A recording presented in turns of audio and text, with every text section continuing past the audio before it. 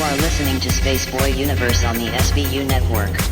Explore the universe with Spaceboy and Surlana. 32 minutes, 21 seconds. 5-second tone followed by a 1-second pause. You are listening to Spaceboy Universe. Okay, gang, let's go.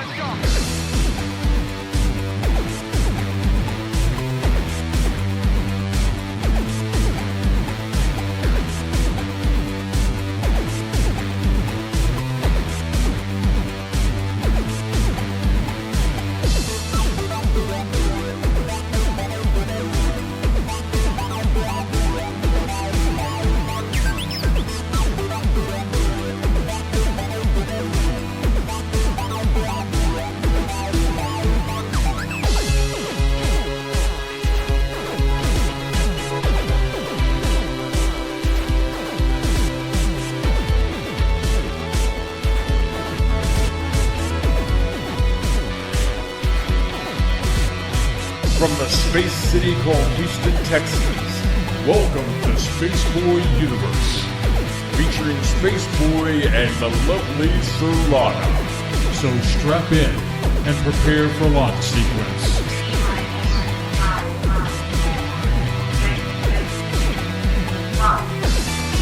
Greetings and salutations. I am Spaceboy. I'm Surlana. And this is Spaceboy Universe. It is February 4th, 2017, and tonight's guest is the alien hunter himself.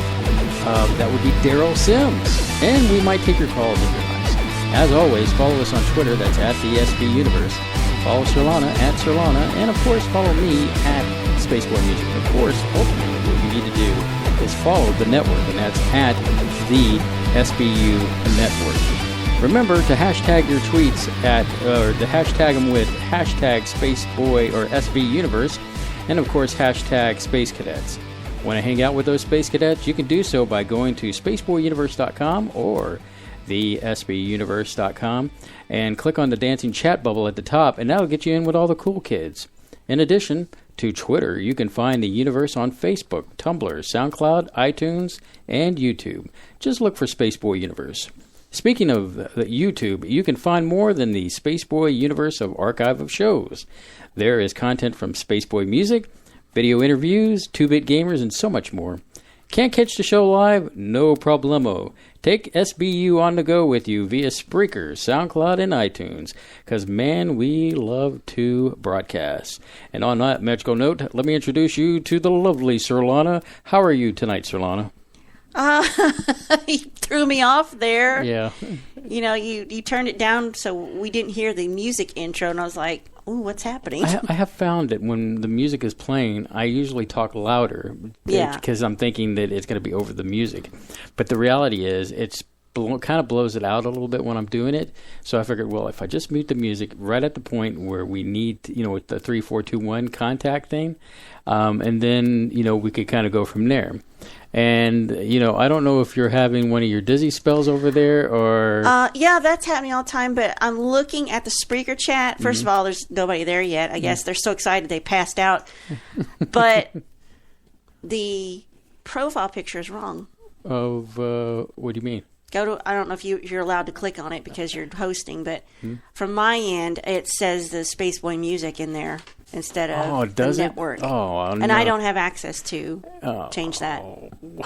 I could pop out and switch. Later, we can fix personalities that. And fix See, this is the one thing I hate about doing Spaceboy Music prior to doing the universe. I don't understand why it's like this. But that's fine because I'm thinking about moving Spaceboy Music once again.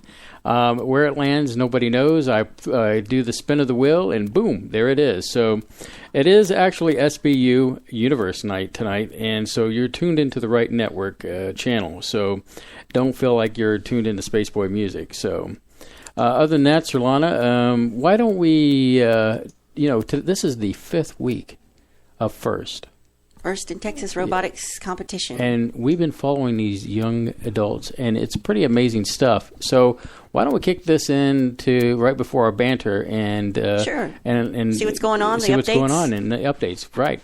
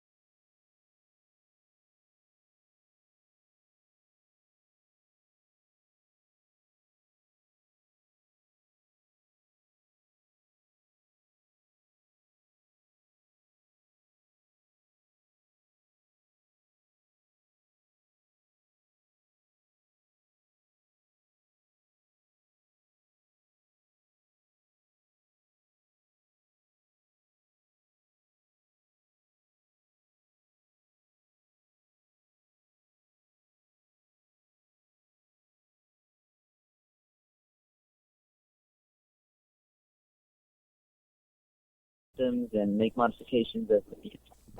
Actually, the bag and tag is Tuesday the 21st, so real soon we'll have to put one of the robots up, and we'll have to test with the other one. So it's kind of crucial for both robots to be the same, so that we don't change one on the other and it's not compatible with the competition robot. Well, you mentioned at some point you'll have to climb a rope. I mean, what is the actual game?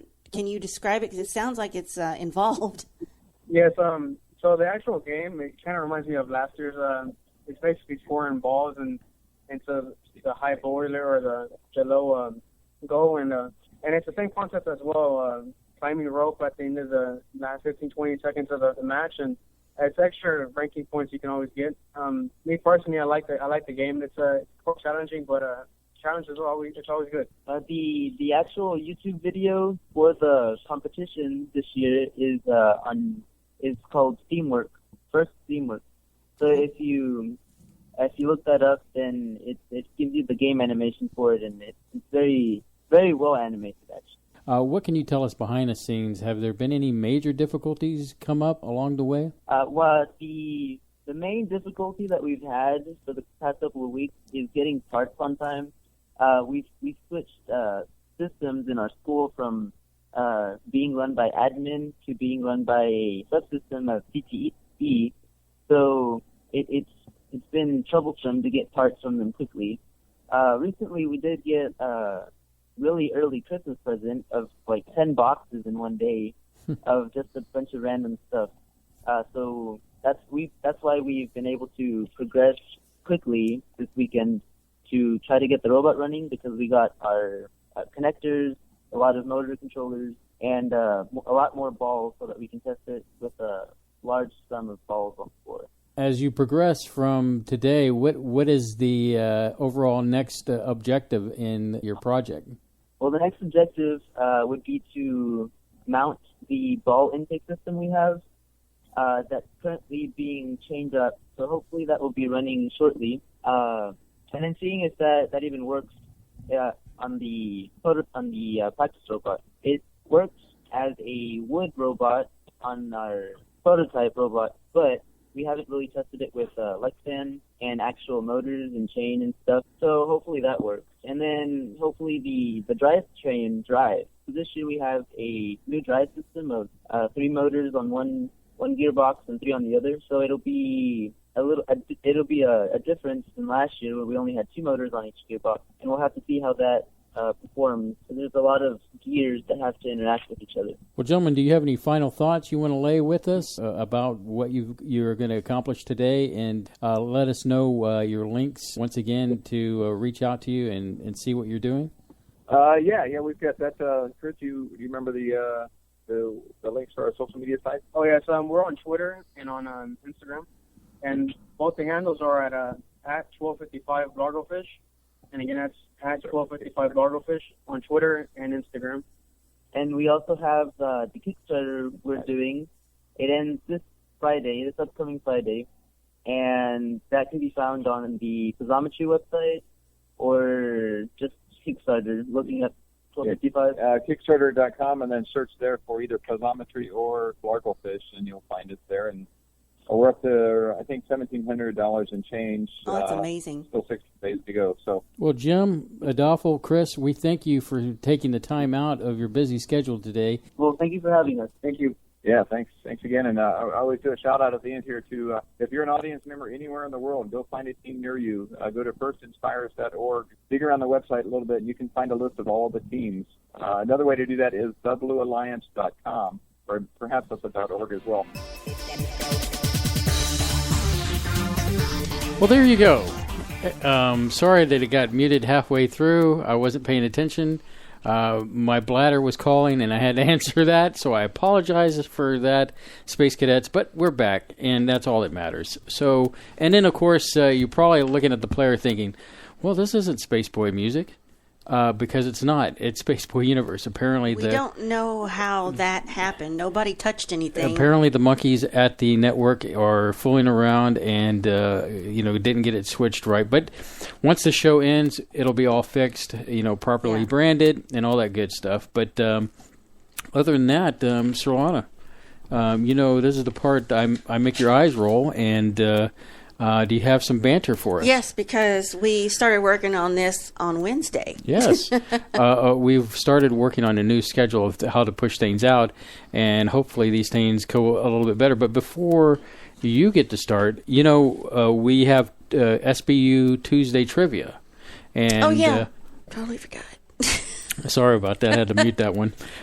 So the trivia, now it's important, Space Cadets, as you follow Spaceboy Universe, we have an Instagram account that you should follow us, because we'll post trivia questions on that and other quirky things, and you'll get to see pictures. More spur of the moment stuff happens there. Exactly. And then, of course, as always, we will post on Twitter and Facebook trivia questions on Tuesday. So first off, the SBU Tuesday trivia question was name 3 bands that were a part of the British invasion of 1960.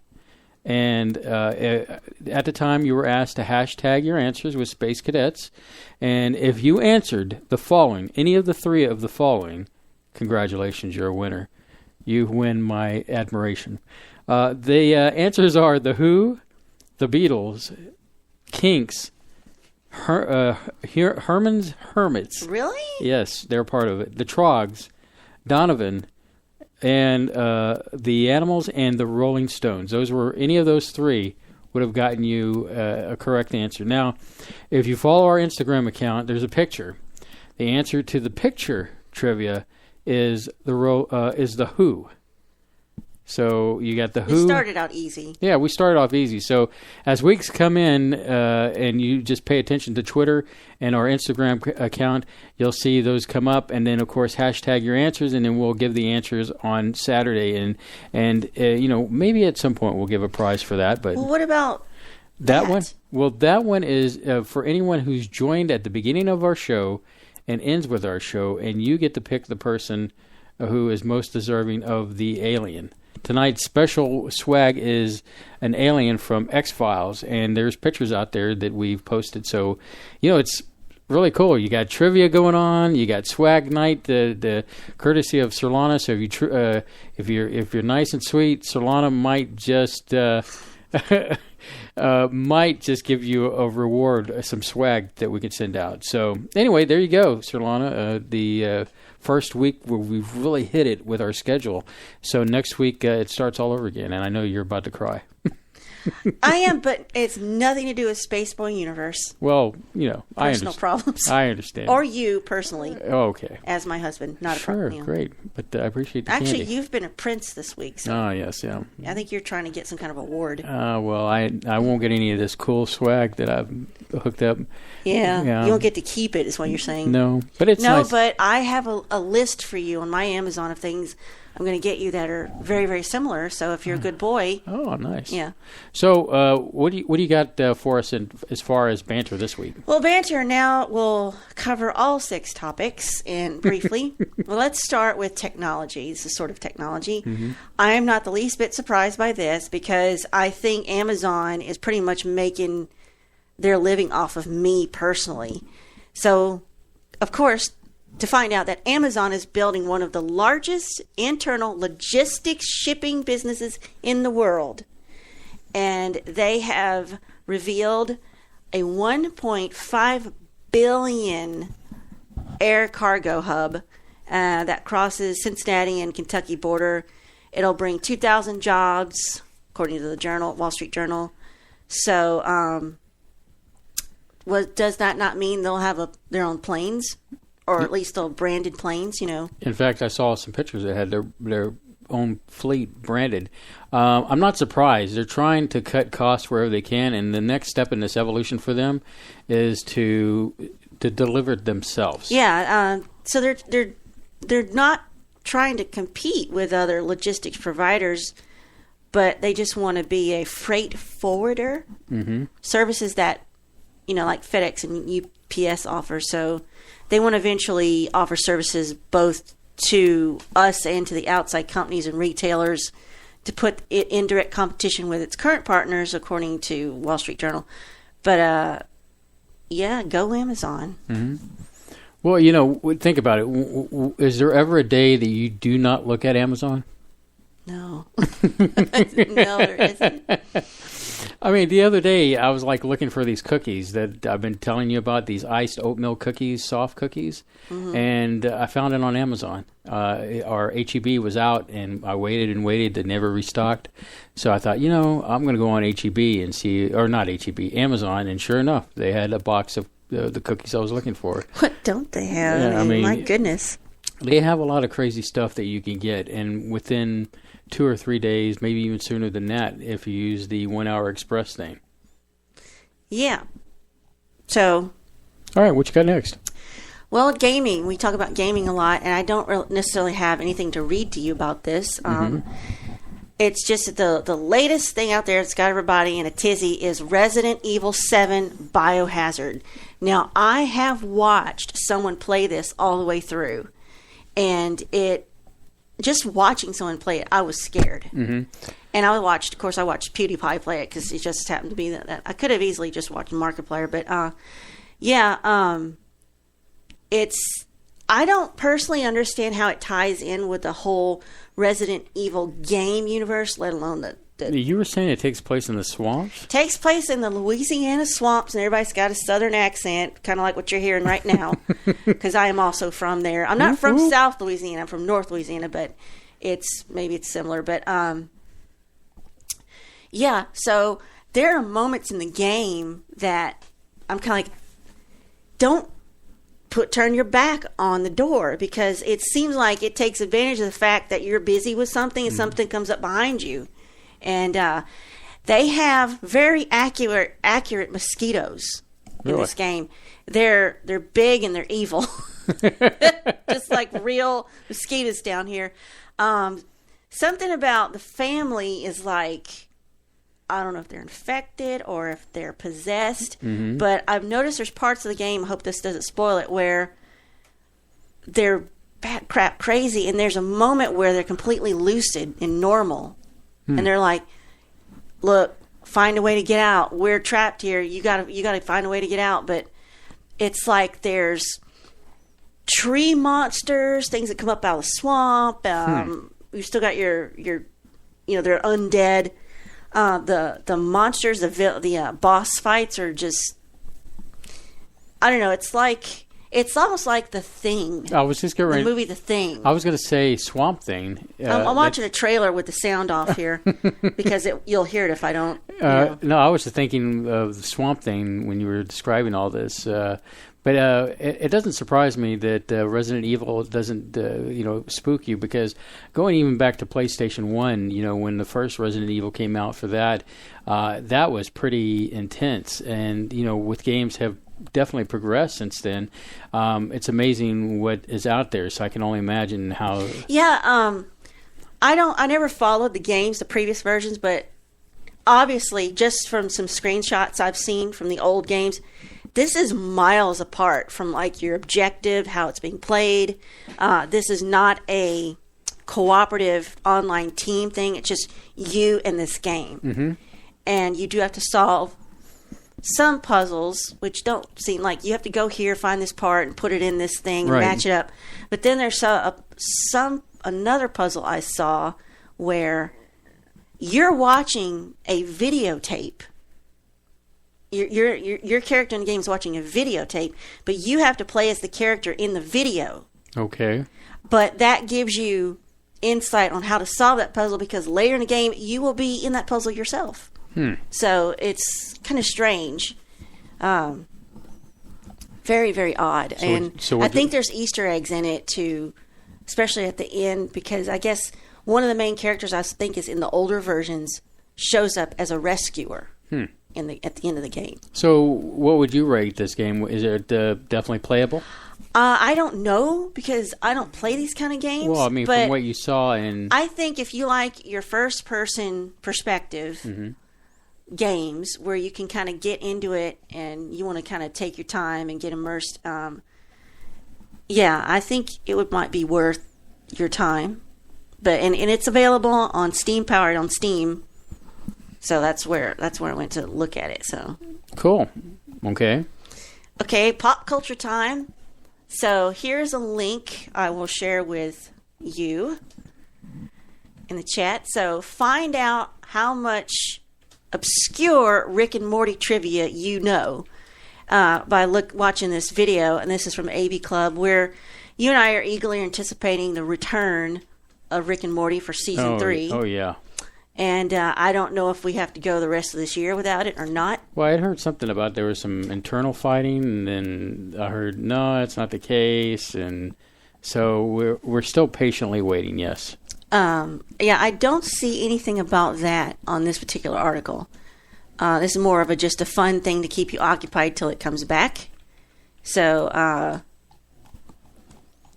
that's just one of these things that by the time that comes back, and of course Better Call Saul, I would have forgotten everything we watched because a year or more will have gone by. Mm-hmm. So now onward to music.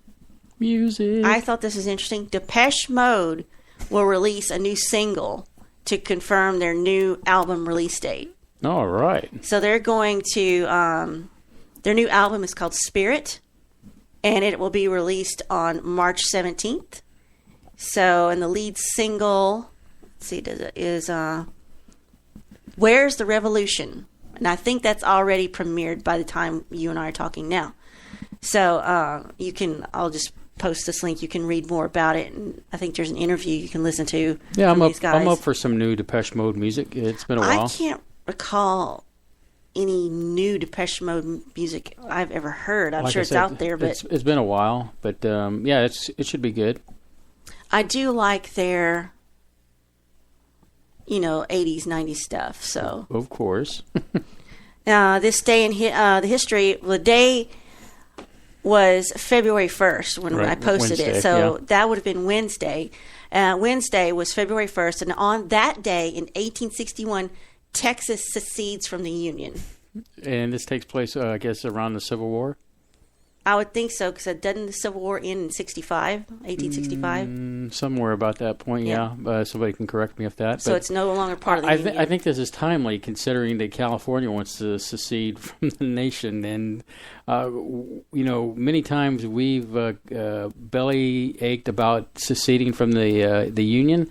And have we done it since then? No. We've stayed. So I think California should just come to therapy with Texas, and let's work our issues out.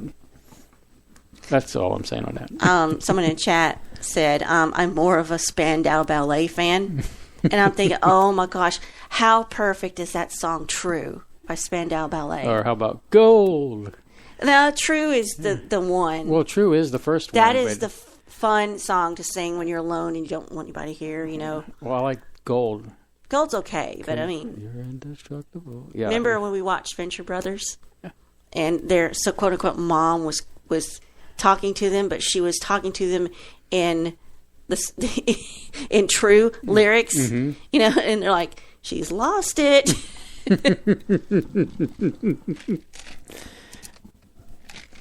All right. Sorry, I was taking a drink. And I believe that is all for our preconceived banter. What? I know there was something else that we were... Well, you did the trivia thing, so that covered history. And then there was a posting that WikiLeaks is going to release something about the moon landing is fake. And I guess that was being reported by, I guess the Dark Matter Radio Network. And it eludes me the name of the show that Art created over there. Dark Matter? No, but it was Midnight.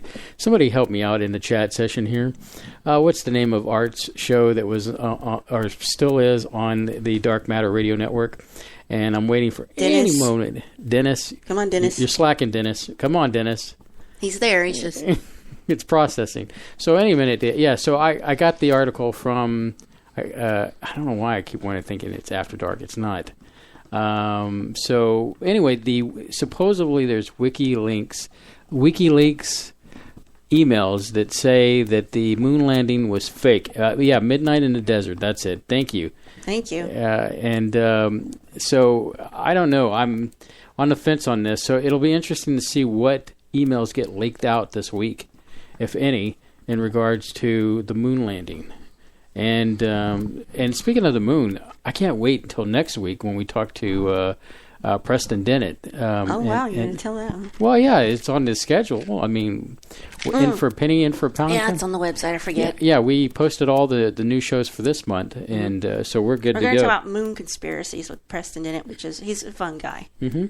Well, I know there's a couple more minutes, but I'm ready to just get this over with. So, let's go ahead and get. You mean this part over yes, with, not the whole because thing. I am excited because tonight is our guest. Is Dennis? Dennis is watching us. Someday, I hope for Dennis to be a guest. That would be a great guest. No, I really do hope for that. Yeah. But no, tonight our guest is Daryl Sims, the alien hunter. I am just so jazzed about this. This guy's very different. I'm going to apologize in advance that Stop fanboying over there. I'm not worthy. But And you're talking to another Texan. That's what you're. Yes. So it's nice to talk to a fellow Texan, and so we're going to go ahead and play the music, and Surlana's going to get him back on Mr. the horn. Sims on the horn, and we'll be right back after this.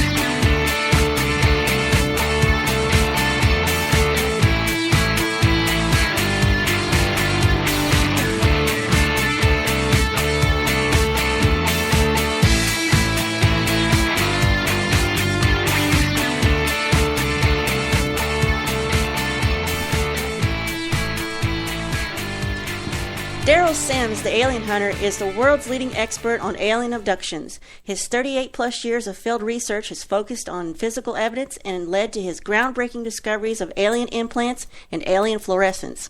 As a former military police officer and CIA operative, Sims has a unique insight to the alien organization, which he believes functions similarly to an intelligence agency. Sims is also a compassionate and skilled therapist who has helped hundreds of alien experiencers all over the world come to terms with what they have witnessed. He currently works as a licensed private investigator here in Houston, Texas. Please welcome Daryl Sims. Welcome. Well, I'm delighted to be here tonight. Well, we're excited to have you on tonight, and we have many questions and many things to talk about, and so let's get started, shall we? Yes, sir. All right. So, Daryl, you, I guess, have been, let's just get right into the meat and potatoes here. You were an abductee starting as a young kid. I guess it was about the age of 4, correct? That is correct. That was... people often ask me how I got into this, and I said, well, it actually I was a captive audience. I didn't really have any choice. I just a little boy, happened to be in my room at night and 1005 South K Street in 1952 in Midland, Texas. And the truth of the story was I opened my eyes because I felt something was wrong in the room, a skill that I've retained with me since I was in a surgery one time, and I sensed something was wrong in the room in the surgery, and I opened my eyes while I was under a general anesthetic, and it scared the anesthesiologist half to death, and they thought they'd messed up, and realized there's another doctor in there doing the work, and I had never authorized him to be there. So it's a skill I apparently have brought with me ever since that childhood event, but something was wrong in the room, and I opened my eyes, and I'm laying in bed, and of course I don't realize this at the time, but he had just brought me back. He was leaving, walking toward the wall, and I couldn't, first of all, figure out what in the world to think. Why was the guy in my room, and why did he not have any clothes on, and why was he so skinny, and it's winter. I mean, I'm freezing. I've got my little quilts on and everything, but it's cold, and he didn't have clothes on. He's walking toward the wall like he's going to bump into it, and when I'm thinking this, unbeknownst to me, he's hearing everything I'm thinking. So apparently, telepathically, he could hear that, and he turned around, and then I heard something I had never heard before. I heard him say something without his mouth moving. He said, "It's awake." And he meant me. Now, so that was kind of a shocker. I was not prepared for any of this. Now, you were saying aliens and things like that back then in 1952, there was no such creature, and nobody knew anything about it. Actually, the events had been going on with other people, but nobody knew how to categorize this stuff. So you just, as I did, most people just kept it quiet, and you just act like it never happened. Now, you refer to him as a he. Now, I've read I've seen some of your interviews and your public speaking engagements. You refer to it not having private parts. How were you able to tell it was a he? Or do they have gender? Or gender? That's it's a really good point, and it was something that stunned me. I even figured part of this out as best I could at 4 years old when I realized when he didn't have any clothes on, he turned around, and when he looked at me, he didn't. Little kids see things differently than other people, right. And the first thing you notice is that people don't have any clothes on. You notice things about them, like he didn't have a TT. Mm-hmm. He didn't have a belly button. He wasn't made like me at all. He had large black eyes that were perfectly round, not the elliptical wraparound types that you see in Hollywood, but just perfectly round, inch-and-a-half eyes that were just literally hypnotic. And I'm sitting there watching this skinny, spindly thing about 4 foot tall, looking at me, and I can't figure out what's wrong with him. Why doesn't he? How did he go to the bathroom? Little things like that kids think about. Mm-hmm. Mm-hmm. And after 38 years of investigating, I've finally put together a few things about him that make a lot more sense.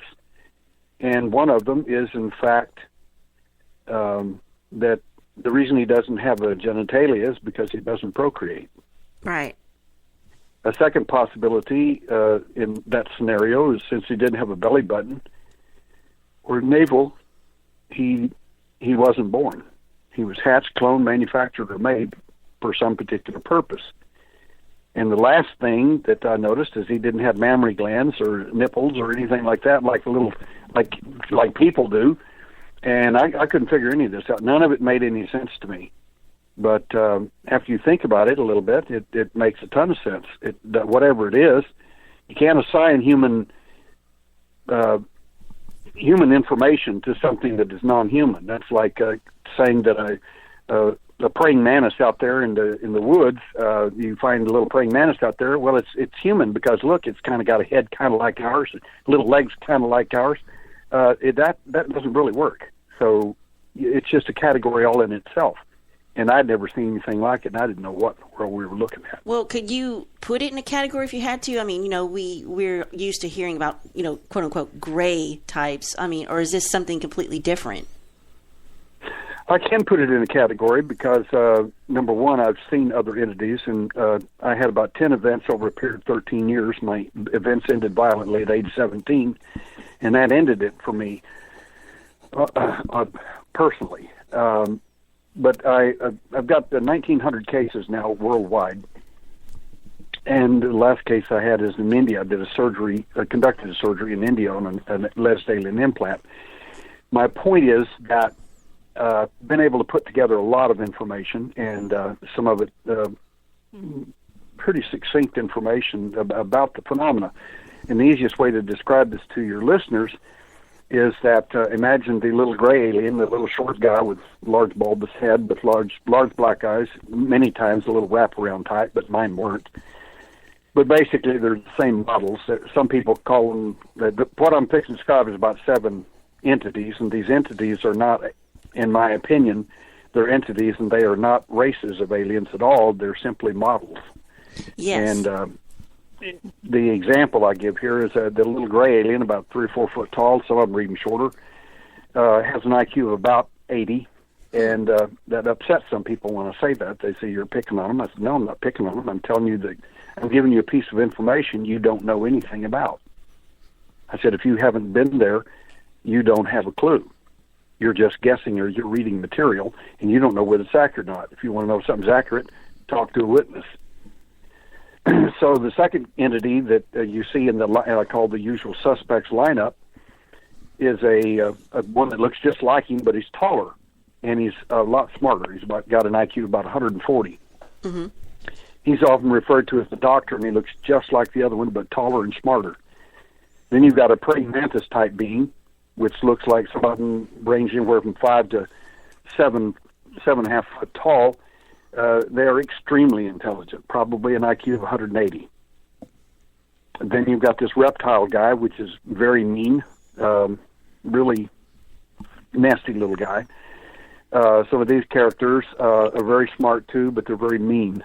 And then you've got another entity referred to as by some people as a Nordic or a human being type entity, and they often get credit for being like the wonderful Nordics helping us out and saving the planet and fixing the ozone hole and all that.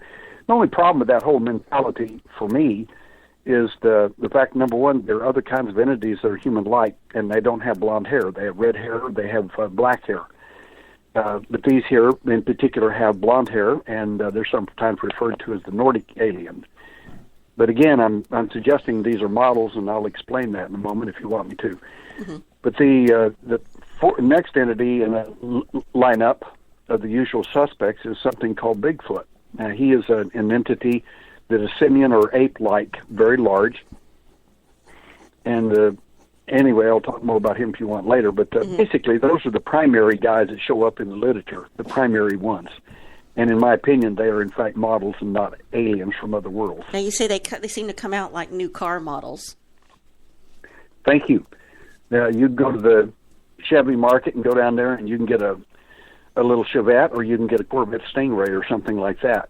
But what you're looking at is the little gray is kind of like a little Chevette. Mm-hmm. It's one of the lower end models, and then you've got that Corvette Stingray on the other end that, like the Nordic, that wow, that thing's really impressive. So they're definitely tinkering with, I don't know if they have DNA like we have or whatever it is, however it is they're changing their physical being because maybe they're not born. But so, the literature I read about what you said is that they need something from us to help them, and they've got some agenda, but we're not a part of the end result of their agenda. I think that's a pretty fair assessment. I really do. I think one of the ways I can help explain that a little bit is to answer the first part of your statement, which I thought was brilliant, and that is that we don't know kind of what DNA they have. We kind of do in one sense of the word. It's not what we can necessarily prove definitively, but we do have some physical evidence of that. But more to the generic point of view, if you're a witness to an accident or a scene, a murder or a crime, a kidnapping, and this bad guy kidnaps this little baby or something like that, the first thing you want to do is look and see if you can identify him. Well, if you identify him and he's 7.5 foot tall, he's got the head of a praying mantis, you might assume that probably that DNA didn't come from outer space. It came probably from planet Earth. Mm-hmm. Where are you going to go in outer space to find a praying mantis? That's what I was wondering. Probably how do they Earth. get look like that? Where are you going to find a reptile entity? Probably the reptiles you're going to find on planet Earth. Where are you going to find a human DNA, so to speak, to make a Nordic? Probably planet Earth. I'm just saying that probably Mars and a few other places, you're not going to have a whole lot of DNA like that laying around. So in my opinion, someone came here originally, picked up the DNA they needed, made, hatched, cloned, or manufactured certain entities, models, if you will, and instructed them. Either they believe it themselves, or they are, or they have the cover story that you're aliens from other planets, and this is the way it's going to be. And that's the story they're going to tell you. Problem is, there's not the slightest shred of evidence to support it, not even a little. Right. But I'm intrigued by, you listed the different types of races, and that really seems to jive with a lot of the previous research I've done with the different ones out there. But it almost sounds like that they've got a caste that does the work, and then the people that watch over them, tell them what to do, and then maybe the mantis seems like they're even above that. I don't know if they're related in all this work that they do. They do seem to be interactive, but only at certain levels. It depends on what program you're in and what program they're running on that individual. For the audience, there are two primary structures that are presented to human beings that are taken. One of them is called an abductee, and the other one's called a contactee. A contactee, to make this pretty simplistic and fairly easy to divide this thing up so it makes sense instead of it being real complicated, the simplest way to think about it is the people who get taken fall into two categories, contactees and abductees. A contactee is a person who goes along with the idea and feels like they're here to either save the planet, fix the ozone hole, or it was okay that they took me, and they must know what they're doing since they're a lot smarter than I am. Native American Indians kind of thought certain things like that about white people when they first showed up in those ships, That didn't work out very well. Not well at all. Just because somebody's got better tech than you doesn't mean that you're going to be better off for it. In fact, there's probably a good indication you're going to end up on the bad end of the stick. So the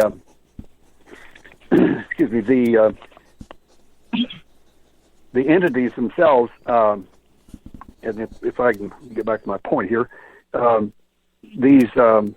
entities themselves fall in when they capture these people, they fall in two categories. Contactees are people who like it, basically, or think they do, or fall under an alien Stockholm syndrome, and they fall in love with their captors, so to speak.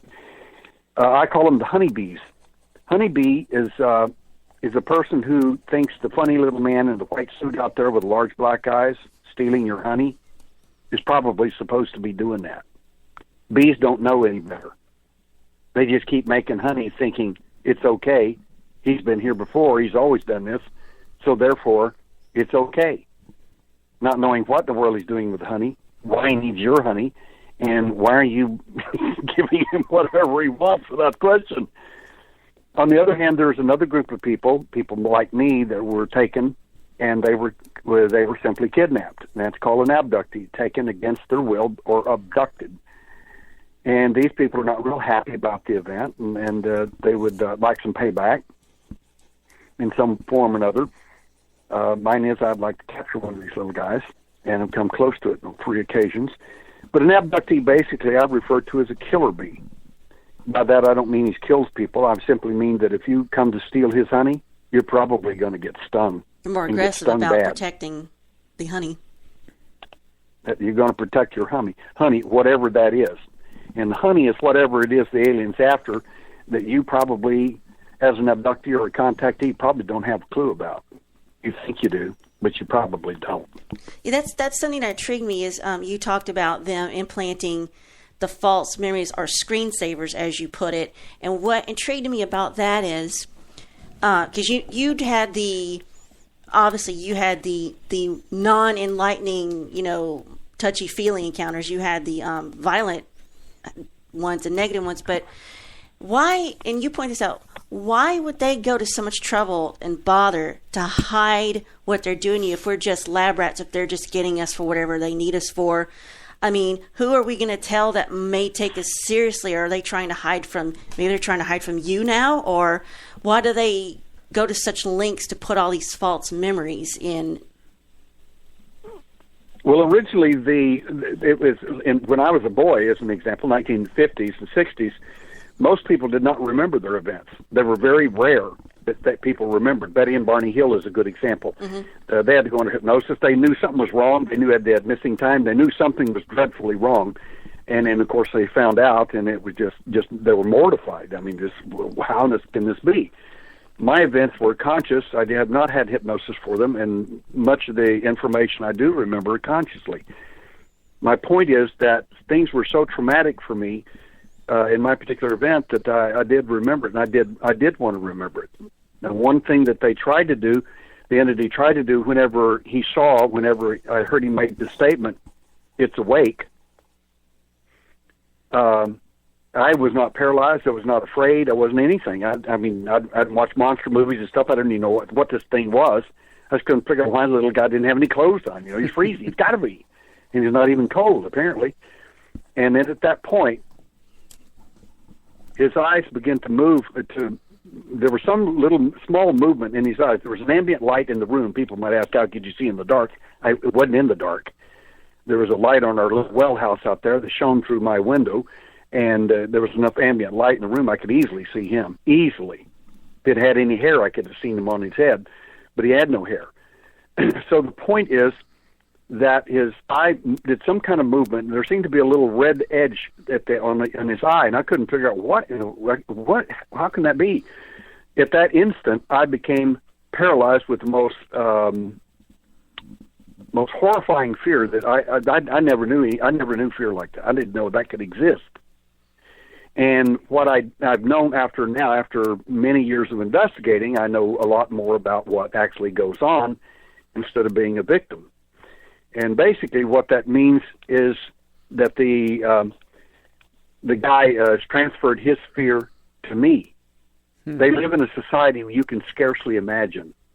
Again, we keep trying to put humanistic ideas on what they are. They don't. The concept of freedom and self-choice and all that are completely alien in every sense of the word to them. Mm-hmm. And in fact, your thinking is considered an infestation. It would never be considered. They could not survive it.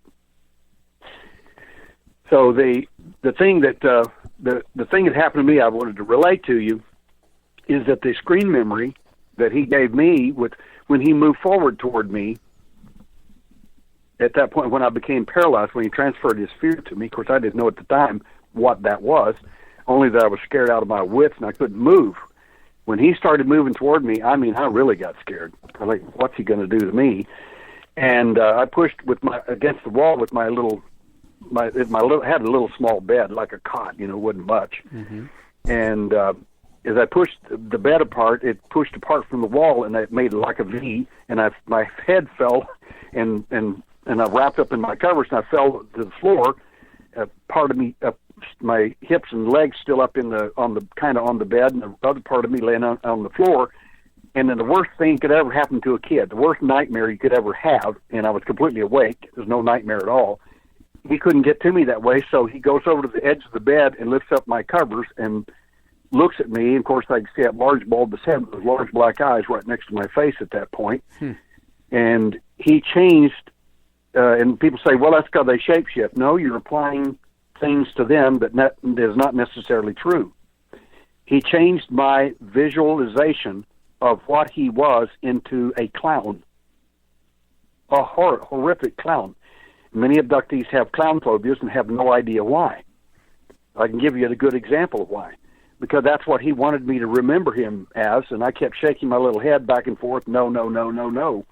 I wanted to remember him for what he was, not for what he wanted me to think he was. Mm-hmm. It wasn't a bad dream.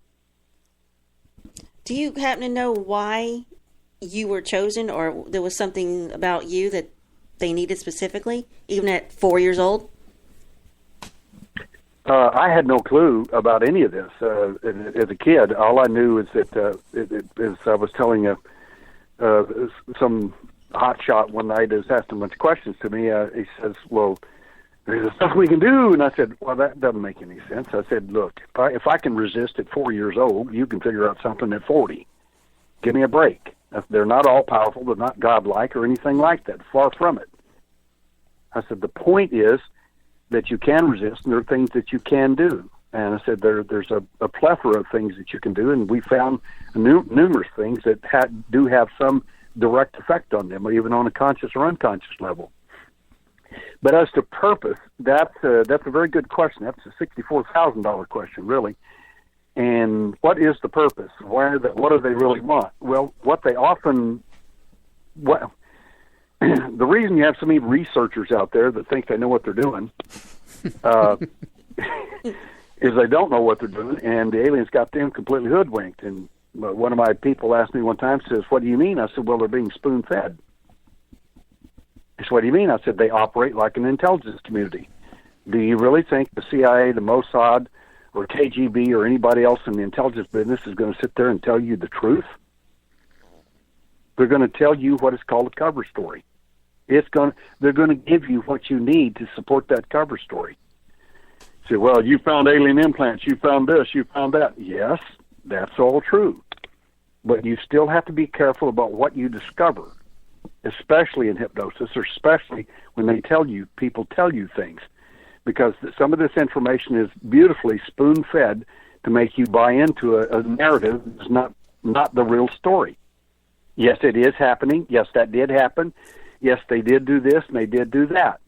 Well, they're doing all these medical procedures on people. If you study the so-called medical procedures, I can assure you, you're going to find out, if you have any kind of medical education whatsoever in this, or have to talk to medical people that see this in detail, you're going to quickly come to the conclusion it's more like mutilation or torture than it is so-called a medical examination. I can give you my own example from my own self at age 12 on board a craft, and there was this information came to me, proof of it, through the VA hospital. My point is simply that whatever you think they're doing, if it's easy for you to figure out, read, and get all of it, you probably already missed it. Mm-hmm. They're not. If they're operating like an intelligence committee, what does anybody think that, I read it on the internet, so I know it's true now? Really? Good luck with your research. Well, Daryl, let's hold up here because we're at close to the top of the hour, and we want to get a break and get you back on. So you're listening to Spaceboy Universe on the SBU network, so don't go anywhere. You are listening to Spaceboy Universe on the SBU network.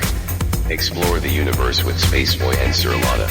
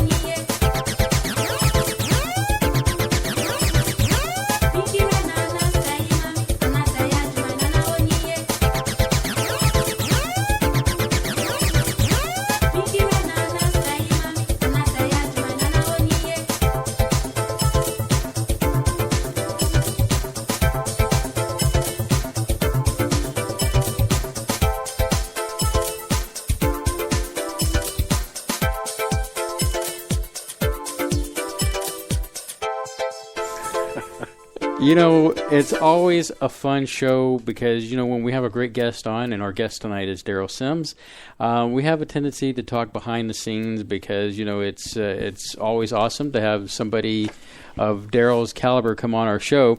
And, you know, it's just so hopefully we can get a lot of the stuff that we're talking into the show. But, you know, I want to just step back for a second, Daryl, and I tend to recall when you were a young man that you were out hunting and you had an abduction experience during hunting. Was that true when you had a 22 rifle or something like that? That is correct. Now, my question to that is that knowing all the experiences you have had, did you try to, you know, point the rifle at them or to spook them off, or did you just like, okay, it's happening again, might as well just go with the flow kind of thing? What happened in that situation? It was a fascinating situation and strains at my credibility. I'll tell you, to a psychologist, they would really have some problems with this one. I'm in school on Friday afternoon in a little physics class, what I call physics, a physical science class, and I hear this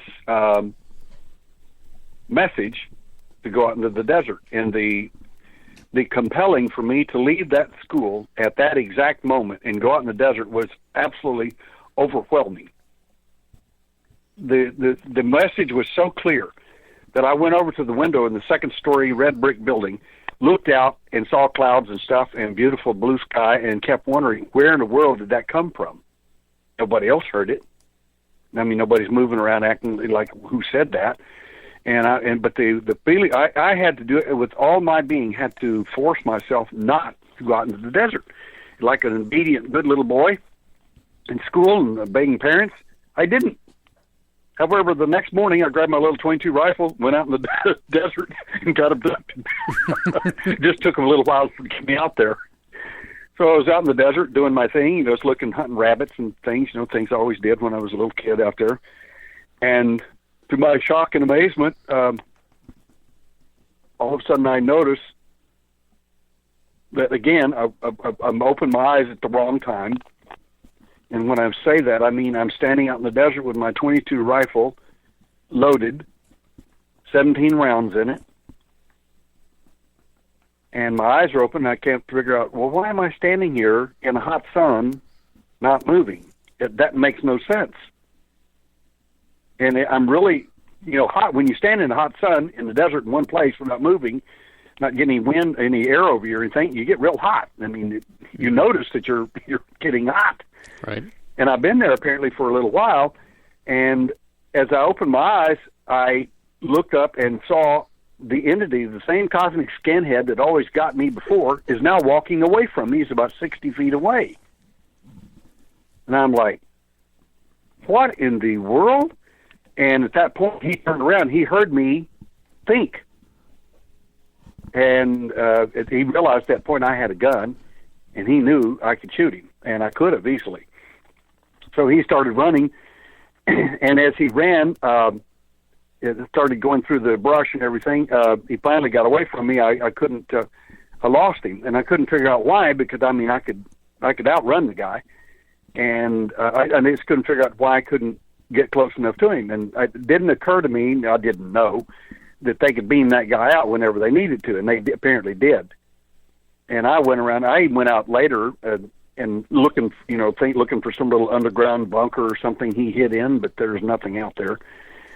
And I had no interest in shooting it. I'm not a violent guy. Didn't want to harm it or anything like that. But I mean, I defended myself, but I had no interest in shooting it. So anyway, that was a very weird scenario. At that point, I also realized they make mistakes, and they can be caught. They're fallible. You say that you can trap them. Yes, they are. They make it. Look, if you've got an IQ of 80, and somebody sends you to do a job like kidnapping, do you think you might be able to make a mistake or two? Half the time, they can't even get your clothes on right. Or put on somebody else's clothes. They get your clothes on inside out.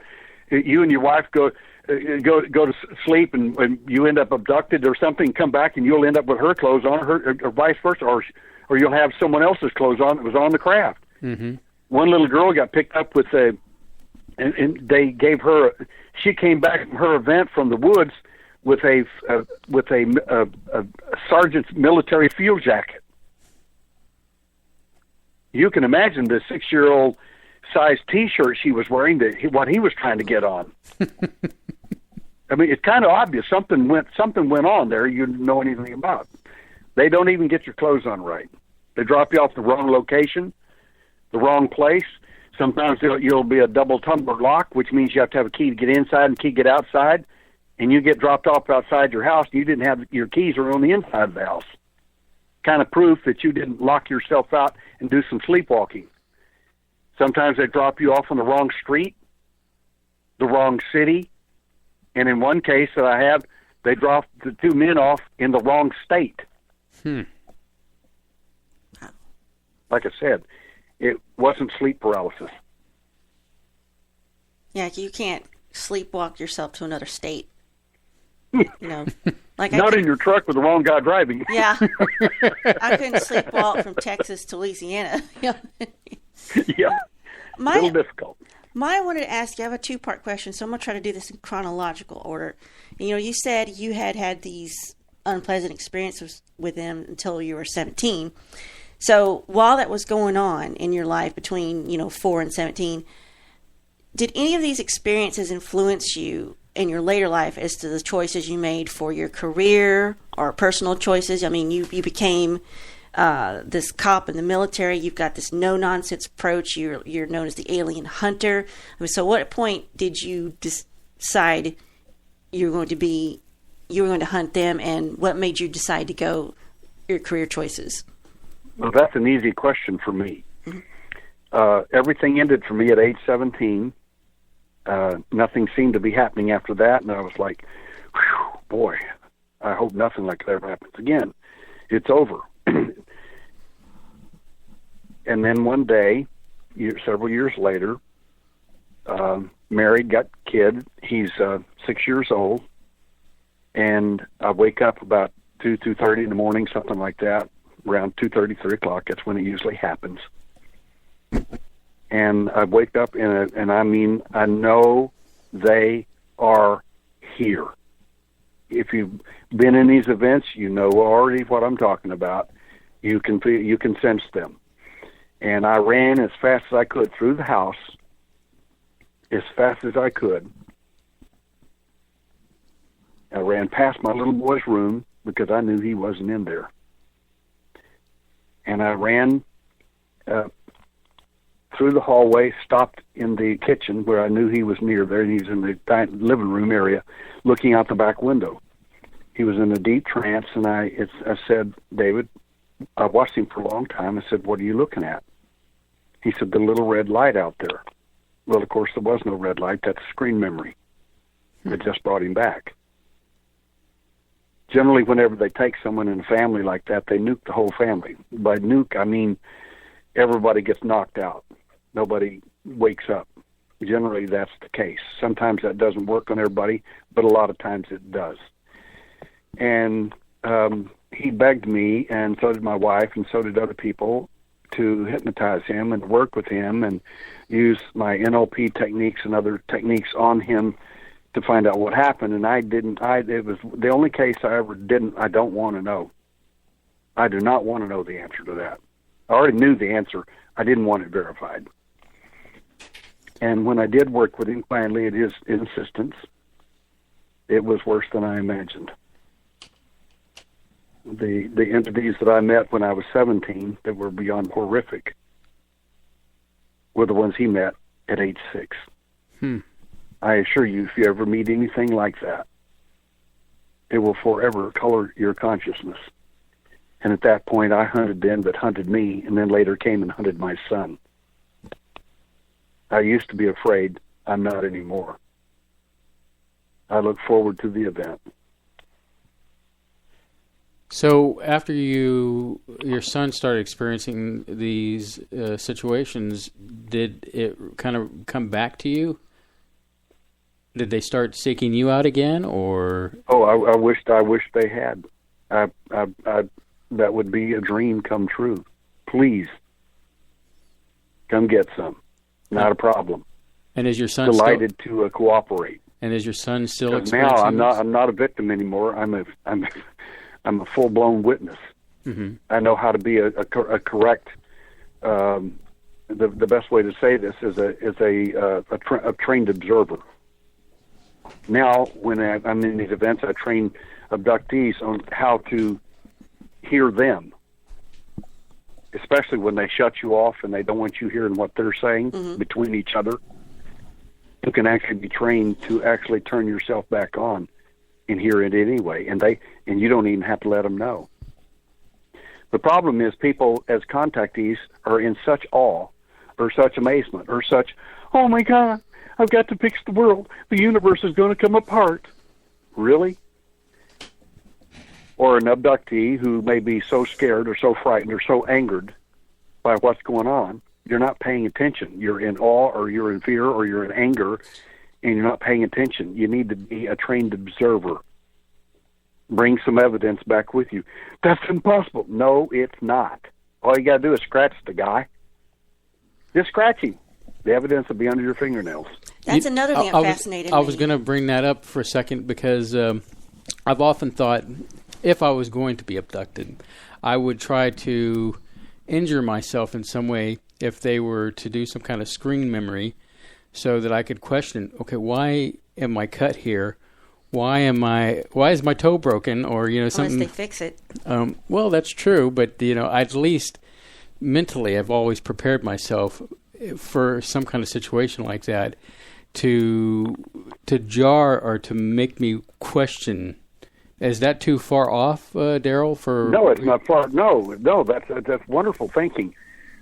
In fact, when I went to the VA hospital, my doctor, my primary care physician, when I first started going there, said, "How do you feel?" And I said, "Well, I'm fine." He says, "Well," he said, "you're."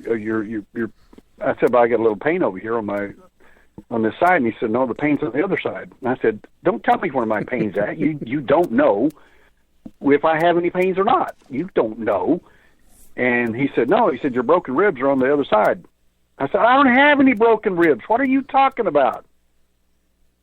He pulls up my radiological chart, and there are broken ribs. Has anybody ever had a broken rib or a bruised rib? You know how you move? Yeah. Slow motion. You can't hardly breathe. You can hardly think. My wife had a bruised rib one time from our martial art training, and I'm telling you, her just a bruised rib, she got in a certain position, she would literally pass out. The pain was so intense. You move in slow motion. You don't get a handful of broken ribs on one side, get them healed up during the abduction event, and then see, this was what gets parents arrested. Your kid's an abductee. This actually happened. Little girl had a sprained wrist, and our doctor, one of my abductees, x-rayed her arm, and of course found it had been broken a couple of places. Of course, he asked the parents the question, when did she get the broken arm? I've never seen this. Since you guys have been my patients forever. And they said, we don't know. Well, of course, first thing it is, call the police. I mean, it's called child abuse. So the question is, and the only reason they didn't arrest is because they knew these people, and the little girl swore up and down, Mom and Dad had never touched her, never harmed her in any way, but she did have a story of alien abduction. The problem is, whenever you heal up, I don't care how good a job they do patchwork on you, it still shows that the bone was mended and so on. Here's my point. A lady told me one time, "Well, you just don't understand. They might have harmed you or something because you were reckless, or like I was reckless. Yeah, it's my fault. But you just don't understand. They healed you." I said, "No, they didn't heal me. They repaired me. They covered up the dirty work. Don't you get it? They covered it up. The idea is for you not to know. You come back with broken ribs, you can barely breathe or move. It's kind of obvious something happened to you." That's the only way we caught it was a VA doctor got into an argument with another VA doctor, and they were arguing about my X-rays, and the radiologist said, "I make $259," or whatever it was he was yelling at. "I know how to read an X-ray," and he said, "He does have broken ribs," and he said, "I guess you do." And of course, I knew I did, but I didn't. I just wanted them to be able to prove it. But there are other events too. That's just one where other medical evidence suggests that I wasn't sleepwalking, breaking my ribs, and I'm healing up instantly so that I'd be fine. I mean, those answers are just so ludicrous. I can't even fathom it. But the idea of checking yourself, one of the best things you can do if you think you have even been in an event, you've had strange dreams or unusual circumstance, missing time or anything, and you want to know, one of the best things you can do if you were physically touched and physically handled, you probably have a fluorescence on you that you will not be able to see with visible light. You have to get a black light, and at certain nanometer length, I guarantee you'll light up like a Christmas tree if you've been touched. I saw some of these examples. You mentioned, I don't know if it was the UPARs that you were speaking at, but you had an example. It wasn't the genuine, but you were showing how these may show up on your body, and some of those were really disturbing, where I think you had a woman up there and you showed where there would be a fluorescence on like her shoulder or neck where they made her hold an ET baby, and that was its saliva, and I'm like, ugh. That's correct. Also, that is correct. That is true. What I didn't tell everybody, because the guy that was there, the contactee that was there, that was horrified and mortified in that same meeting, did have fluorescence on him prior, but I didn't let anybody know it. He was mortified, and in fact, some of the things they do, depending on what program they got you on, and I don't. When I discuss sexuality in the UFO phenomena, it's never personal, it's never pointed, and it's never gender selective. In other words, I'm not picking on anybody. I never do that. I've never done that. He was straight, a nice guy, decent family. When they finished with him, he was one of these people that got sexual reassignment. His consciousness was completely changed. Again, I'm not picking on one's sexual orientation. It's irrelevant to me. My point here is simply that the consciousness of this person was so radically changed. He left his family, got a different sexual orientation, and I mean, I haven't seen him since. But the last night I saw him was in that meeting when he had the fluorescence on him. I did take some samples. And, I was going to bring up earlier, I remember watching one of the episodes of Uncovering Aliens. It was interesting how you went into, I guess it was off of the lake, one of the lakes of Michigan, I can't think of exactly.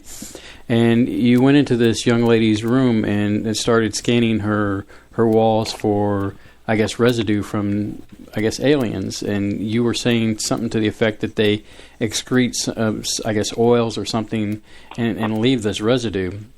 What I found fascinating, though, later is that she had this small little bat, and you said, it's great that brings you comfort, but this isn't going to solve it for you. I mean, this is not going to protect you. And I think later on, I guess I was listening to you on something else, and what it came down to is you were saying putting something in your mind that makes them think, okay, why are they doing that? Would you like to elaborate more on that? Sure. This is particularly important. One of the things that parents come to me for at these conferences and after shows like this, as an example, I'll get emails, and the question they'll have privately, of course, is, my daughter's been taken. The one lady even had 2 little kids. I mean, they're little tiny tykes, and she was in tears when she saw me. And I looked at her. I knew what it was. I said, "Are they getting both of them?" And she just shook her head and cried. She didn't know what to do. And a wonderful lady, sweetheart of a lady, Pentecostal, one of the Christian, good, fine Christian lady, and just never think something like that could happen to somebody normal, good, and decent person. I assure you it can, and it doesn't make them any difference what religion you are. But the way that I guess one of the ways I guess you can think about that is that I tell parents to tell their children is have them, if they have these bad dreams or bad circumstances where they can't move, they can't do this, just start singing this song. And I give them an illustration because a lot of kids remember the song, or they it doesn't matter it doesn't matter which one, it's irrelevant. Only that it's called a confusion pattern in NLP, and the idea is to confuse the person that you're dealing with. And you start singing the song, MICKEY MOUSE, and just say it eternally. Don't let up. Now, if a person's a moron that just picked you up with an IQ of 80, what do you think that's going to do in his little headspace when you do it enough? They're going to take you back because there's something wrong with your wiring, and they can't deal with you. They're going to say, this is defective, let's put them back. It's wonderful. It's good news. It won't stop all abductions, but it'll sure mess that one up. So it's a hint is what it is. I'm just giving people hints of things they can do. We're not helpless. I will tell you this. I don't normally do this on a program, but we have actually been able to hypnotize the alien on 3 different occasions. And I use the word hypnosis lightly because that's not exactly what it was, but it doesn't matter. We had control of him like he had control of us. They are not gods. They are not impervious to everything. He's got the IQ of 80. He's not exactly brilliant. And the ones that are, I said, you just have to use something different on them. So it depends. The point being that they have flaws. They're not perfect. They're not anything like what they have tech, and because they have tech, people think they're, oh my God, they're 100,000 light years ahead of us. There's millions of light years. There's no question about it. Dr. Bob Wood, during the Uncovering Aliens show, the last one he shot in Sedona, came there. We were meeting in an airport, all talking, asking questions of him. He's presenting all kinds of good information. Good man. And he said, Daryl, may I speak to you privately for a moment? When we had the break, and I said, of course. And he asked some questions that were of an intelligence nature from the intelligence community, and I answered them as best I could. And then he asked another question, and everybody was coming back over about that time. We're starting to film again. And he said, Daryl, I have a question I want to ask you. He said, I want your honest, direct opinion on this. And I said, fine. He said, how far do you think the aliens are ahead of us? And I said, Doc, if I answered that, I said, everybody laughed me out of the building. He said, please answer the question. I really want to know what you think. And I said, sir, they're no more than 15 to 50 years ahead of us. And everybody laughed me to scorn, including the camera people. Dr. Woods was the only person that wasn't laughing with me. And everybody quit laughing, and he looked over at me, and he said, those are the exact figures I came up with. How in God's name, where did you get those figures? And I said, I got them in 1960. I said, I figured out, based on what they were doing to me, later I did all kinds of testing and all kinds of stuff on myself when I'm in my 20s and 30s, 40 years old, and figured out they're no more than 15 to 50 years ahead of us. Oh, they're millions? No, they're not. Again, where did you read that? On the internet? Where do you get your information? I got mine from being there. Oh, they have to be. No, they have to be because you assign human values and human circumstances to them. Oh, no, it takes 26 light years to get from there to here. Give me a break. You're watching too many shows. Quit watching Contact. Watch something else, like a real event with you in it.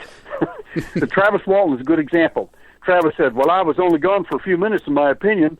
And he said, yet they said I was gone for several days. Daryl, what do you think? And I said, well, Travis, I've always defended you to the hilt.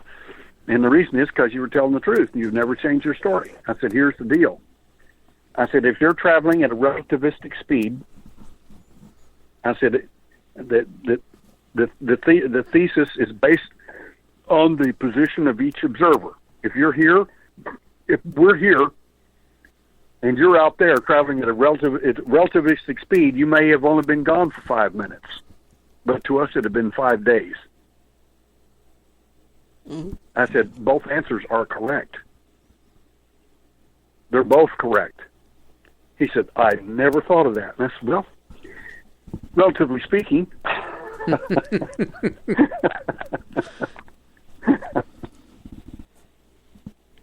Well, you said that, I don't know if you said this earlier, that concepts like individual thought and freedom, like we have, are alien to them.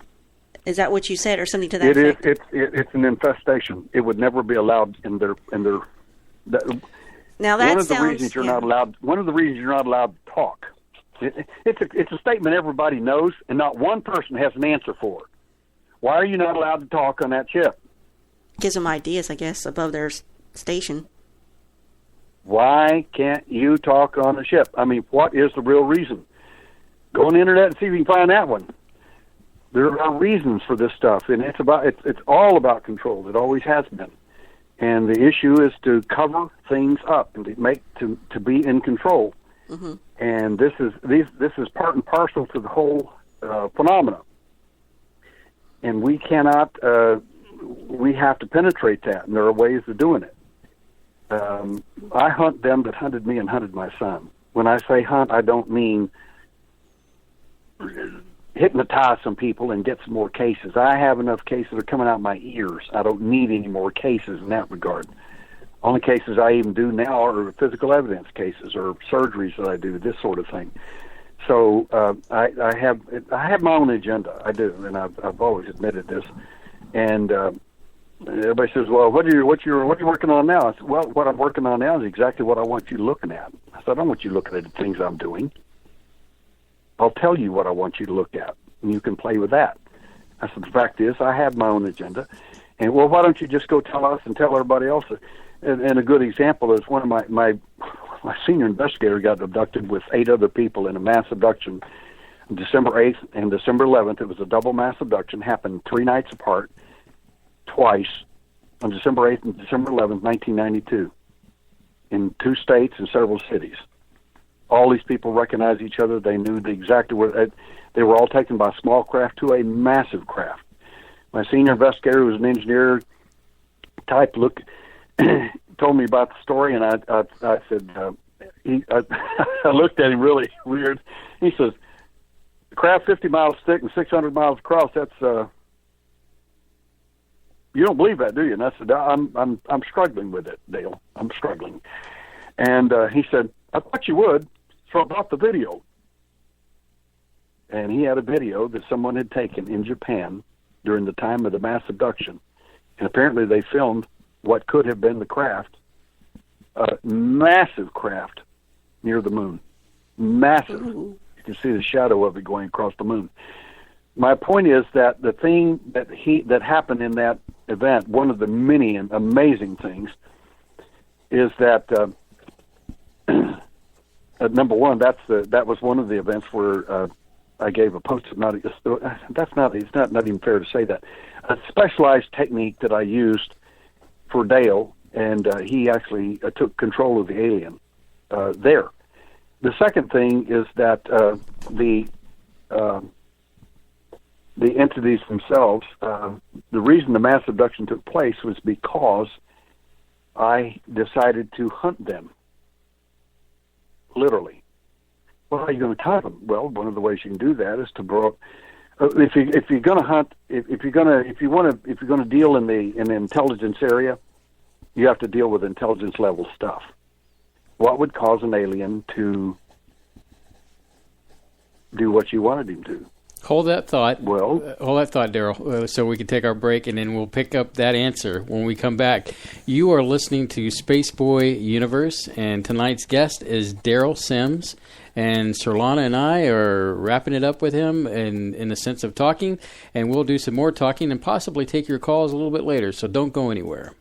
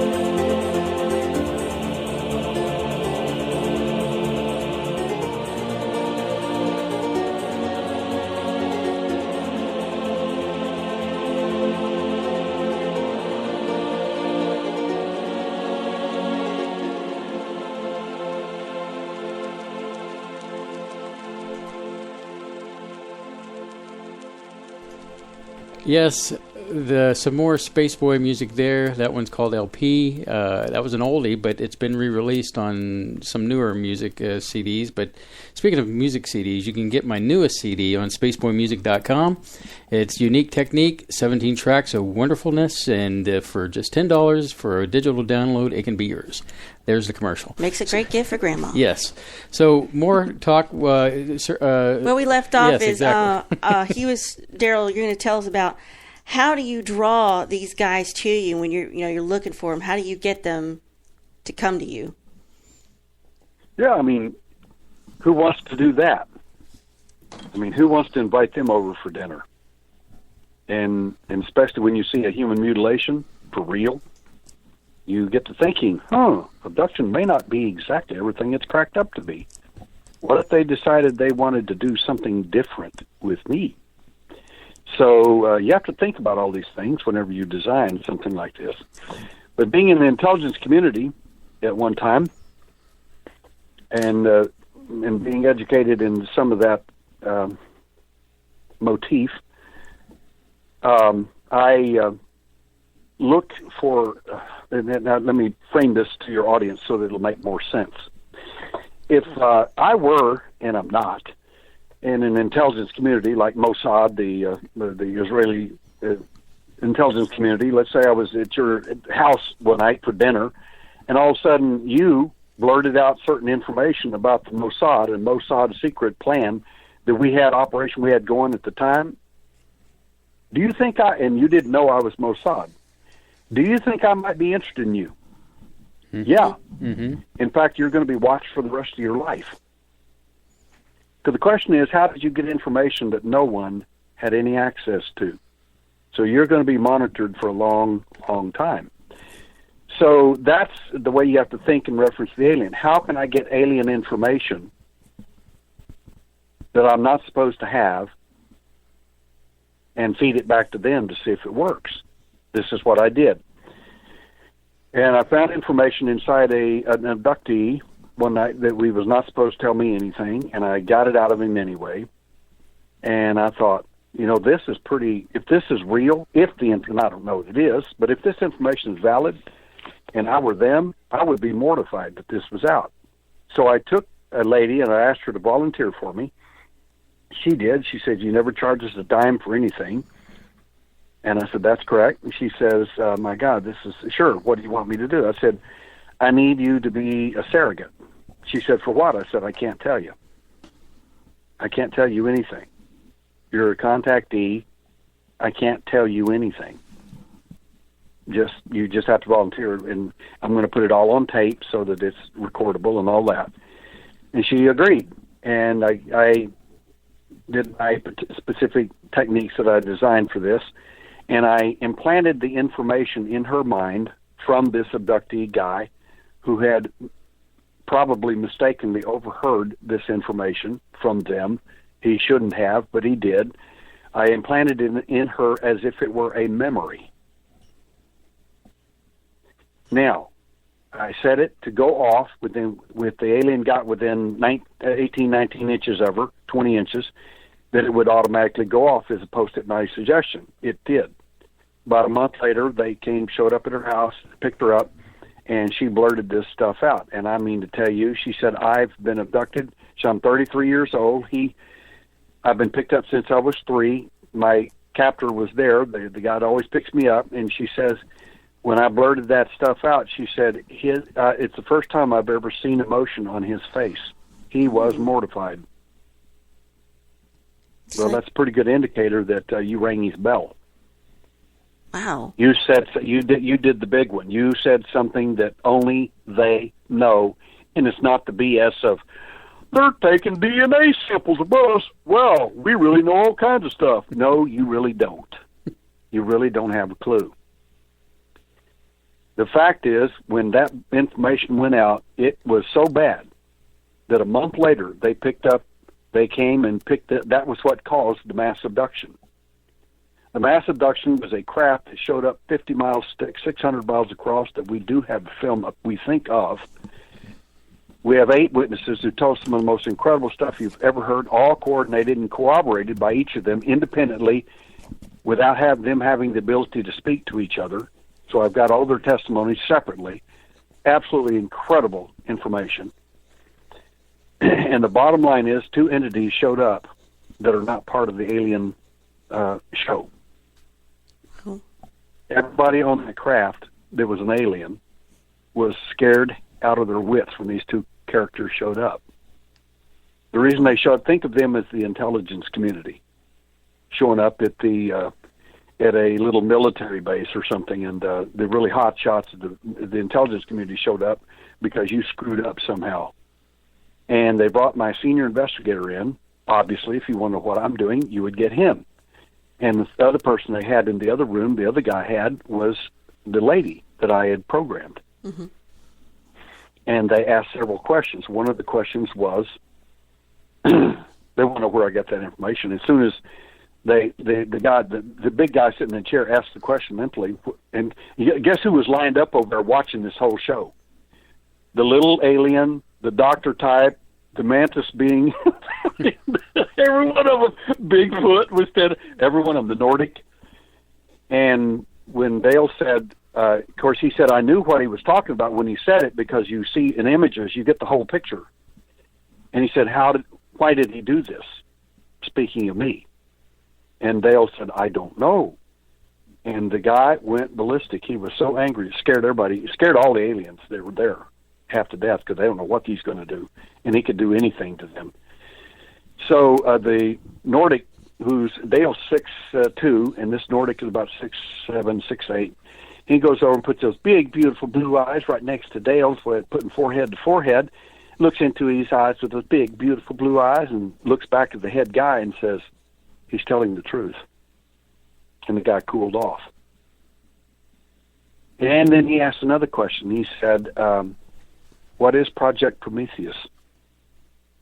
Apparently they had abducted someone who was part of an intelligence program, and he was part and parcel to a UFO program to steal technology from the alien called Prometheus Project. Dale didn't have a clue about that. The last question he asked, he produced a computerized human brain in front of Dale and said, point to the human soul. Where is it? Now that was rather interesting. In the other room, the lady has asked the same questions, independent of Dale. And she said they had I used the word a computer screen on the wall, but I don't know what it was. It wasn't a computer screen. She said, but they showed me a picture of a human brain, and they said, point to the human spirit. Where is it? She said, I told them I didn't have a clue. She said, the only person that might have a clue, in my view, she said, might be Carl Jung. They want to know who he was and where he was, because they were going to abduct him and find out if he knew. Interesting stuff, huh? That's mind-blowing. They're looking at medical stuff. They're wanting to do medical things. Really? Maybe that's not exactly what they're after. That kind of, I wonder, because I've heard like from Linda Moulton Howe and other stories like aliens, maybe not these same guys, but able to supposedly extract the soul and put it in a shoebox and then inhabit you and then put you back in if they want to. I mean, I know that's pretty much out there. I don't know if that's... Yeah, these are just different investigators come up with different ideas, because sometimes they run out of soap to sell. And I think I don't know very many alien shoeboxes that I've seen that had souls laying around in them. I think it's interesting what you just... Shoe soles might be closer. Yeah. But the fact is that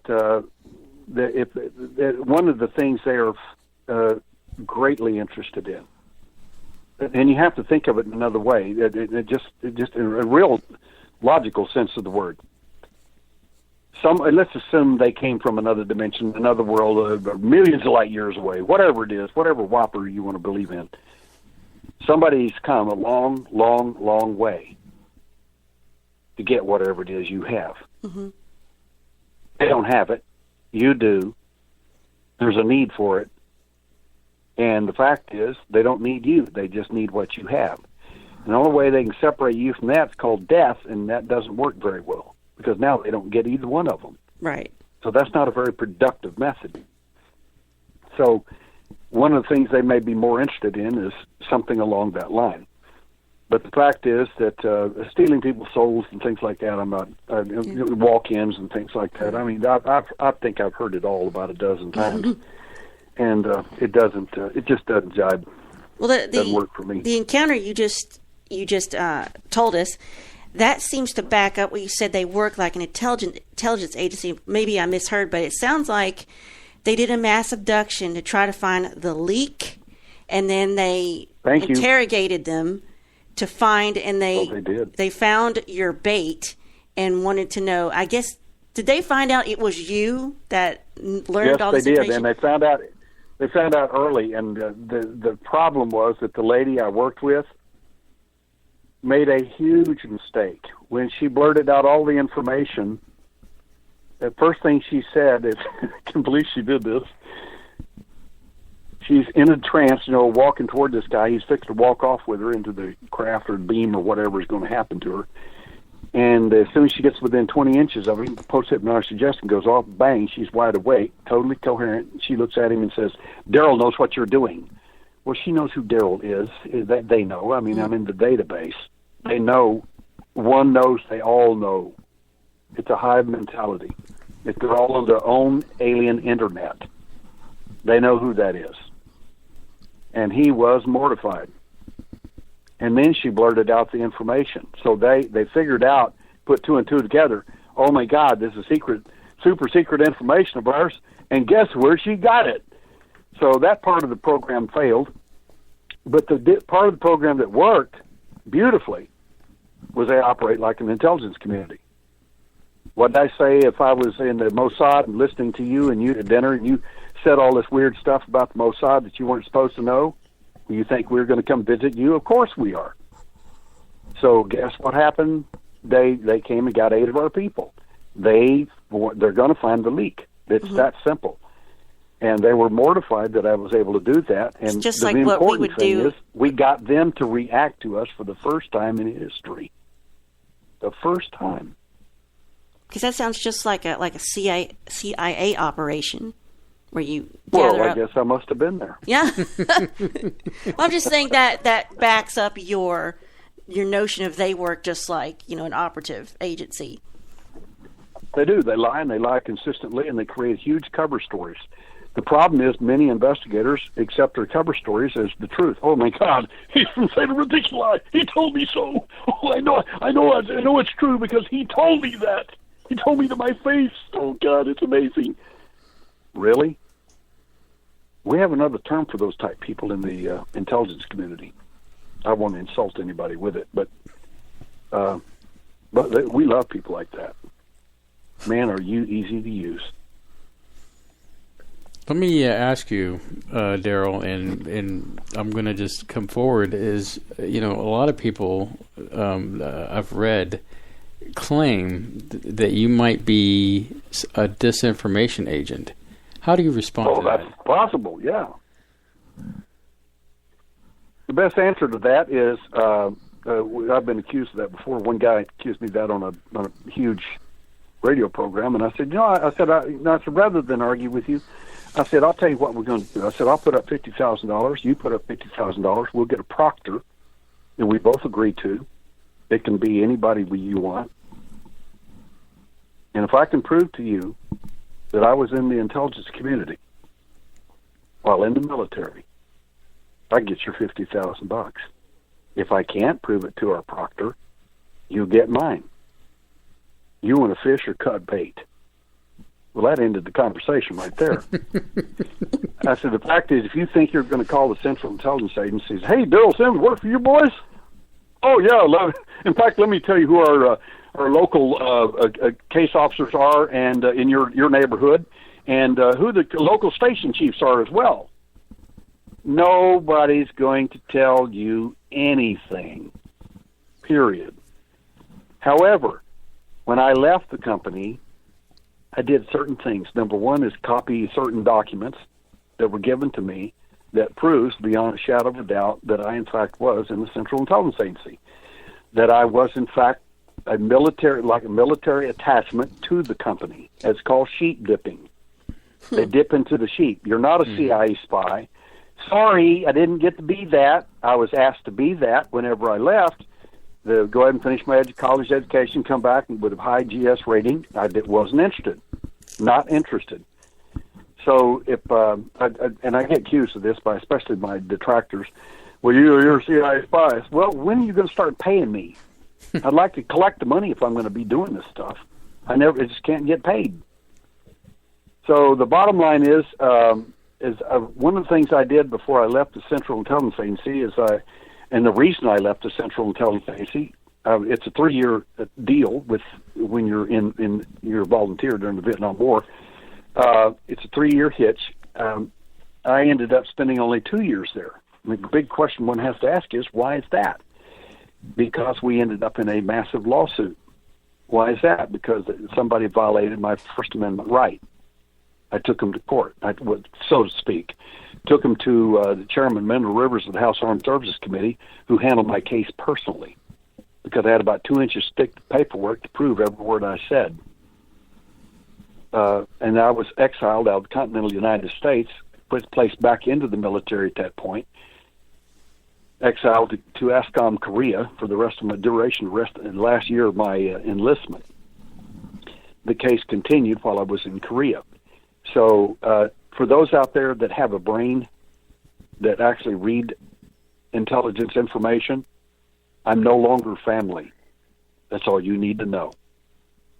When you violate, if you take the CIA to court, you're no longer family. You're out. You're never going to be part of any of that anymore. I'm worse than a civilian. I'm closer to a traitor in their view. I went against the company. You don't do that. Fact is, I never exposed them because I never told anybody who they were. They thought it was a military problem. Boy, are you dense.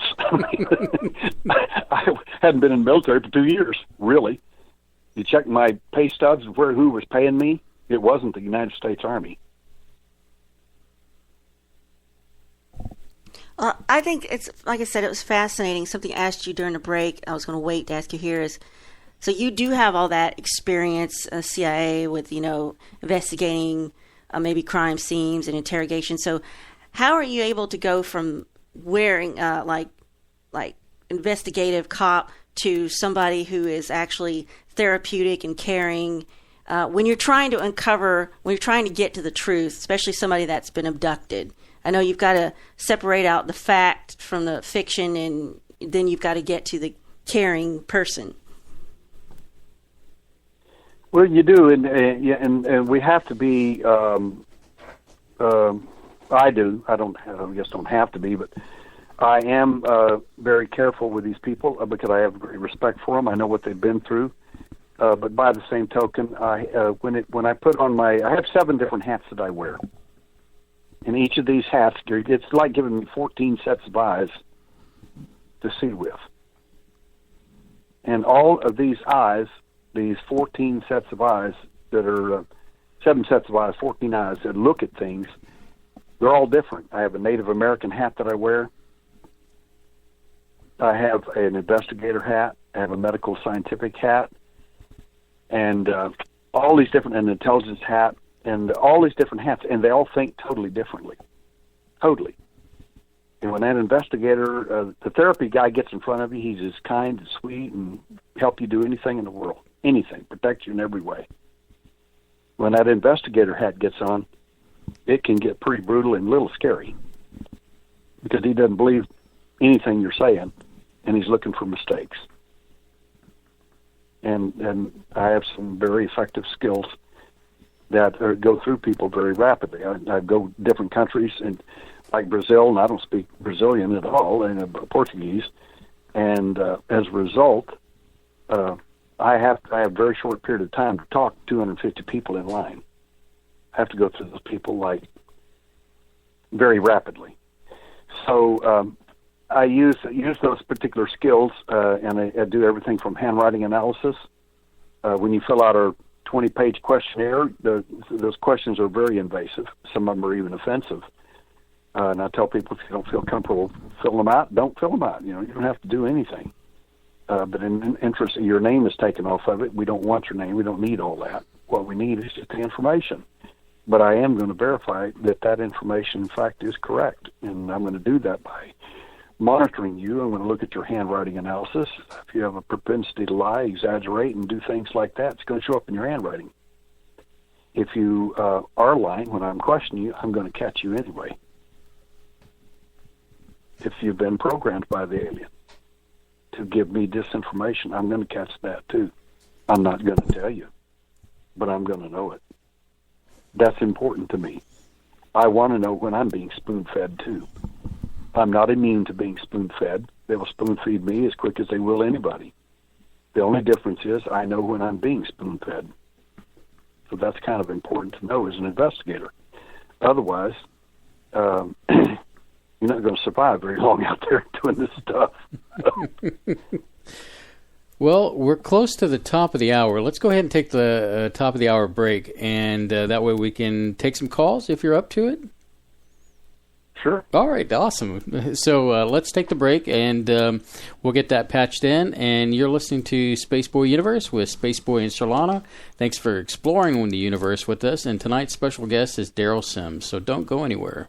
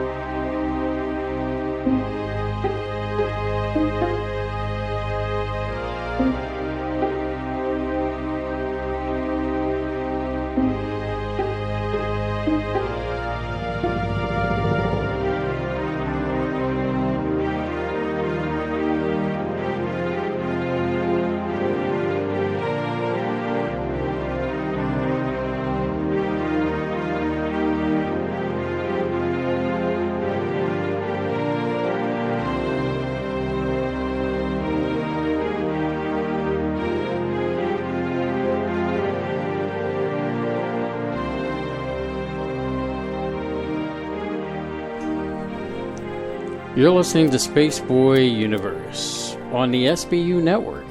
You can check us out on SBUnetwork.com and SpaceboyUniverse.com. Tonight, Spaceboy and Surlana are exploring the universe with Daryl Sims. And we pick back up, where are we at, Surlana? Well, something I've been wanting to really ask you, to get your opinion, Daryl.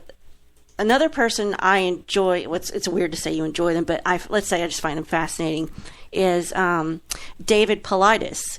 And I wonder how, you approach things as a procedural evidence investigation, and like you look at things like a crime scene. So I wonder what your thoughts would be on when Paulides talks about the disappearance of people, especially young children as 1 and 2 years old, with no evidence that you'd be used to looking for, the physical evidence. And like he describes it as missing 411 cases. And he has one case where they did recover a very young girl who was taken along with her brother. And she said a big bear man came out of the woods, took her brother and said, "I'm going to take him away to play for a while." I don't know what your thoughts are for people that go missing with no evidence like that. So, sure. The fact is, this kind of stuff has happened over the years, but again, most of it's not reported until recently. When you see stuff like this, it's usually in countries that don't have great media circumstances, and we do. And so, whenever this happens, generally most of it's going to be covered up as much as possible because it's bad PR. It's bad for the government. It's bad for That's what he says. It's bad for everybody. So they're not going to admit to any of this. But if you dig right, and I know David, and he's done an excellent job, and he's a good investigator. He's a good cop, and he has dug into the matter very well. He's got good credibility. His cases are solid. The difference between, I think, David and myself would be that my business, his business is to investigate at this point in his life. Mine is to find the culprit. I hunt them that hunted me, so to speak, and I intend to catch them. By the same token, if somebody ends up taking my kid or somebody else's kid, I am not content with proving the fact that they did it. I want the kidnapper. I don't want to go tell the parents, oh, I'm sorry, we know for a fact that it really happened, and this is incredible. Wow. That's not going to be good enough. They want their kid back. They want something done. So in the case of something like that, your first hint that something where the kid came back, so to speak, or where there was a witness in some way or another, a big hairy man or whatever, could this be Bigfoot? Do we have Bigfoot in abduction scenarios? Yes, we do. Remember, I told you that he was on board that craft, that massive craft I told you about? He was in the usual suspects lineup, just like the other models were. There's no difference between him and any of the others. In fact, if you look at his DNA, which they actually have DNA samples of, and I have my own private samples as well, I can assure you that DNA is human being, it's modern woman, not ancient, modern woman, and simian, some type of ape creature. Now, how do you get a modern woman and an ape creature mixed? Well, you'd have to get the DNA from planet Earth, take it out there somewhere, work on it like your alien Dr. Moreau, work on his little stuff, and bring it back, so to speak, and then your new model would look ape-like, and in fact, after a while, you'd have a big following of Bigfoot people after a while, even pass laws to protect him. So the first hint is that the big guy got me and took me away, and that's a pretty good hint. Something big and coherent could speak inside that kid's mind or to the kid, and let him know that what was going to happen. That's a huge hint to me. If true. That was one of the few odd cases he related. Most of these, they either never find the person, or unfortunately they find just bits and pieces of their clothes, or occasionally we'll find a deceased. But it's just it's all in our public parks that he talks about, and it's happening all over the planet. That is true. I'm sure of that, and it should be alarming to everyone. But the fact is, it's kept pretty much under wraps, and only the quote-unquote fringe element out there will buy into it. But the fact is, it's not your kid. When it's your kid, you become the fringe very quickly. Where's my kid? Where are my children? And the fact is, we have human mutilation cases. Many of them that we do have are in other parts of the world. We do have a couple here. We have one in Dallas, actually, 2 children in Dallas that died as a result of their event. But my point is that even mutilation cases are part of the UFO program. It depends on what the program is. These aliens will do anything their bosses tell them to do. If they're instructed to cause you to believe them, to become an environmentalist, and to do all these wonderful things, you will do that with great glee. If they're told to mutilate you like a cow, they will do so just as quickly, without a thought. I'm not going to sleep tonight, I don't think. Well, Daryl, when we were talking earlier during our break, I told you that I was. I've watched, I guess, the 4 episodes that you have out there of uncovering aliens, and one of the things I saw that you used, and I guess you in police work they use it too, where it's like a flip book, where you try to match up the the perp as close as you can get them, and it reminded me of something as a kid, and it happened back in the late or kind of mid 70s. Basically, what I was sitting in my parents' living room, and I guess it was summertime, because it was a good morning show, I guess on Channel 13 here in Houston. And as the segment ended, I guess they were talking about doing something sci-fi, and I'm guessing it was Star Wars related, because I guess it puts it about the same time frame. But right as they were going to the next segment, they displayed this picture, and it was a sketch of a gray. And immediately when I saw that as a kid, when I'm watching this, I went into a panic attack. And when I saw it, and I wanted to get your feelings beyond that. Now, to my knowledge, I don't think I've ever been abducted or anything, but it has always been a point in my life that when I have seen grays or to that effect, it has always left me in this flight or fight kind of situation. But as a kid, I remember distinctively, I couldn't breathe. I saw this thing, and it was like I was just panicked. And I wanted to get your take on that. Well, you may not have been abducted, but you may have seen the entity, and it's a very startling experience for a child. It didn't scare me or anything, because I wasn't supposed to wake up. I wasn't supposed to be awake. So to give you kind of an example there, while I was on the show, there's two of the people there. I'm the abductee, and we've got a contactee there. And he is basically believes that the aliens here to save the planet, fix the ozone hole. He's going to take care of everybody else, and we should all be happily joining hands singing Kumbaya around the fire. I'm not of that belief for lots of reasons. The evidence doesn't support it, and many of my cases do not. However, in his view, he is absolutely correct, and I have to respect that because I do respect other people's views. But I knew he had events that he was horrified of that he didn't know. Of course, he could scarcely imagine that. And one night we were in the program, and I brought up my flip chart, and I started flipping the chart, and had the abductee start drawing some pictures. And he drew some pictures that, I mean, it scared the contactee so bad, he stood up, got upset, and you've seen on the film, he gets up and actually leaves the set.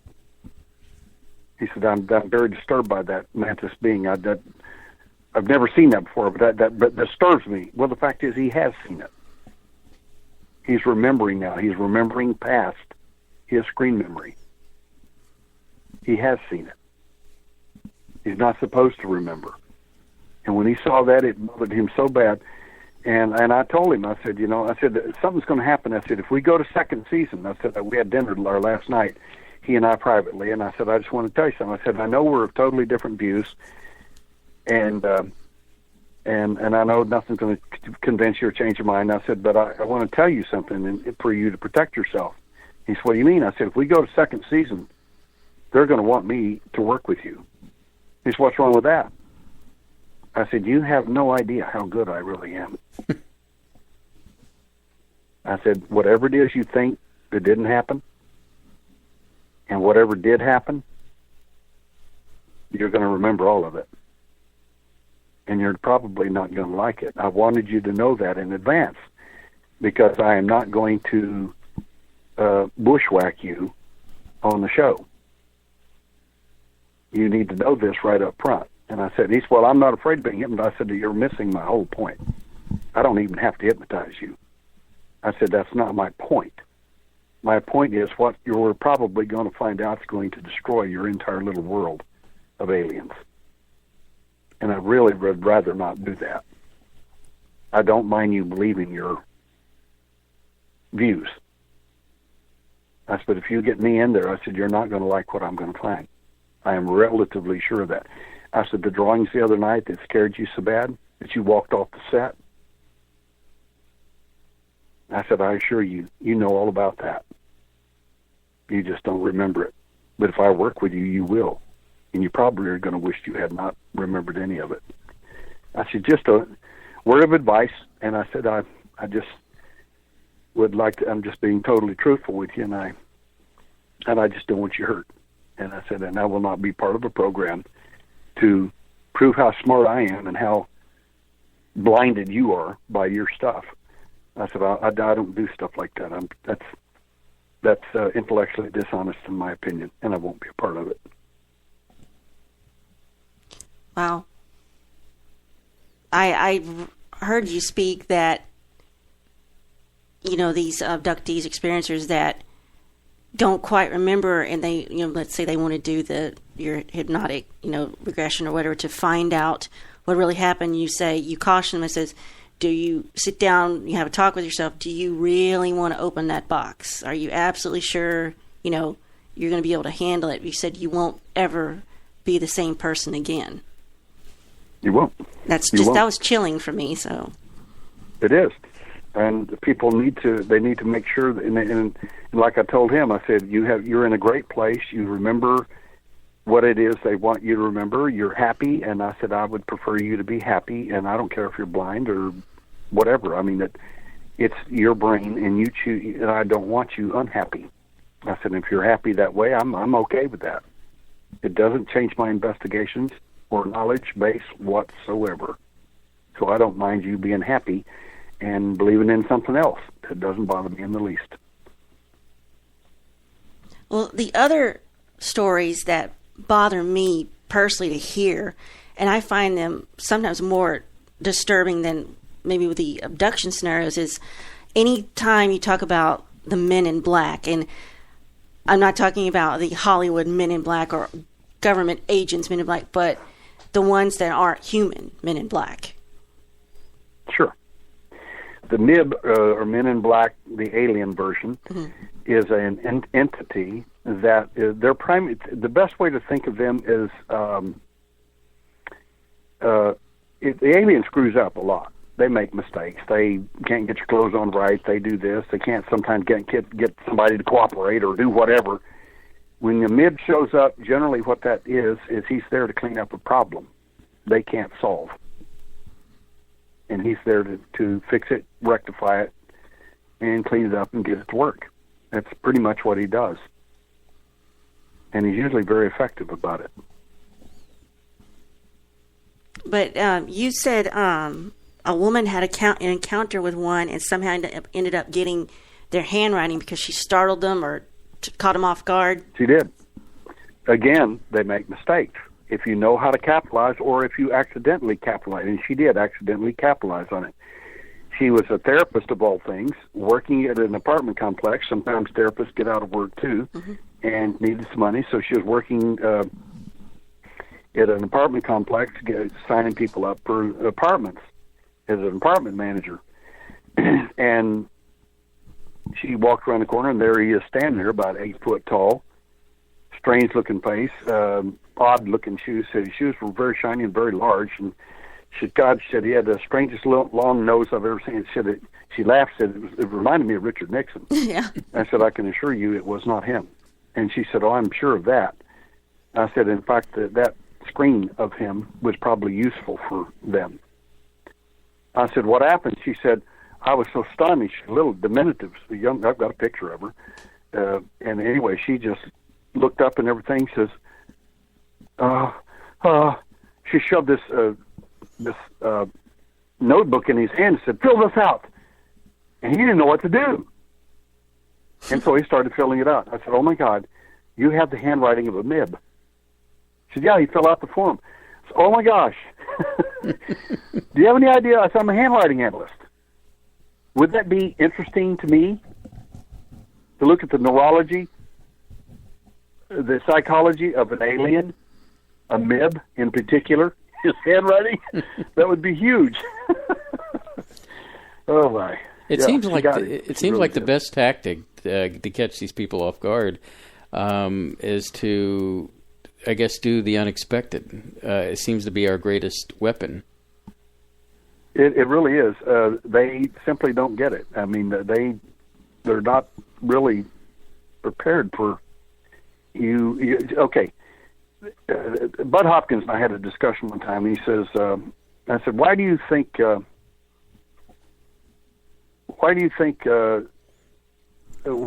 so easy for them to abduct us? And he said, well, I don't know. And I said, well, the reason is because we have habits, bud. This is Marseille, France, 1994. I said, we have habits, bud. And I said, and because we have habits, we're easy to catch. If you're a good hunter, you know the habits of the things you hunt. If you're a trapper, you know exactly where they run, where they do what they do, and you build the right kind of trap. That's what you do. That is the nature of the beast, because they have habits. I said, you know anything about the bighorn mountain sheep? And he says, no. And I said, well, they can't be captured. They can't be caught in a trap. You can get a helicopter and throw a net over them if you want to, but you're not going to be able to. They don't have any habits. That's the reason you can't catch them. He said, what does that have to do with anything? I said, I'm trying to give you a quick lesson here on how to catch an alien. I said, they know how to catch you because you have habits. What does that have to do with anything? I said, bud, when an abductee comes to you, I said, do you kind of, if it's a real abductee, do you kind of know what's already going to be said kind of before it's even said? He said, yeah. I said, why do you think that is? He said, because a lot of the events are similar. And I said, okay, that makes sense. I said, what I'm trying to get across to you is that the alien has habits, doesn't he? And he got real quiet. And I said, if he has habits, he can be caught. And he said, well, that's impossible. And I said, bud, it's been done before. And he said, where? I said, Roswell, 1947. Just as one example. Somebody made a mistake. Crash got crashed. Bodies. One of them survived. Somebody made a mistake. All we need to do is recapitalize on the same mistakes. Well, that's impossible. And I said, only to you.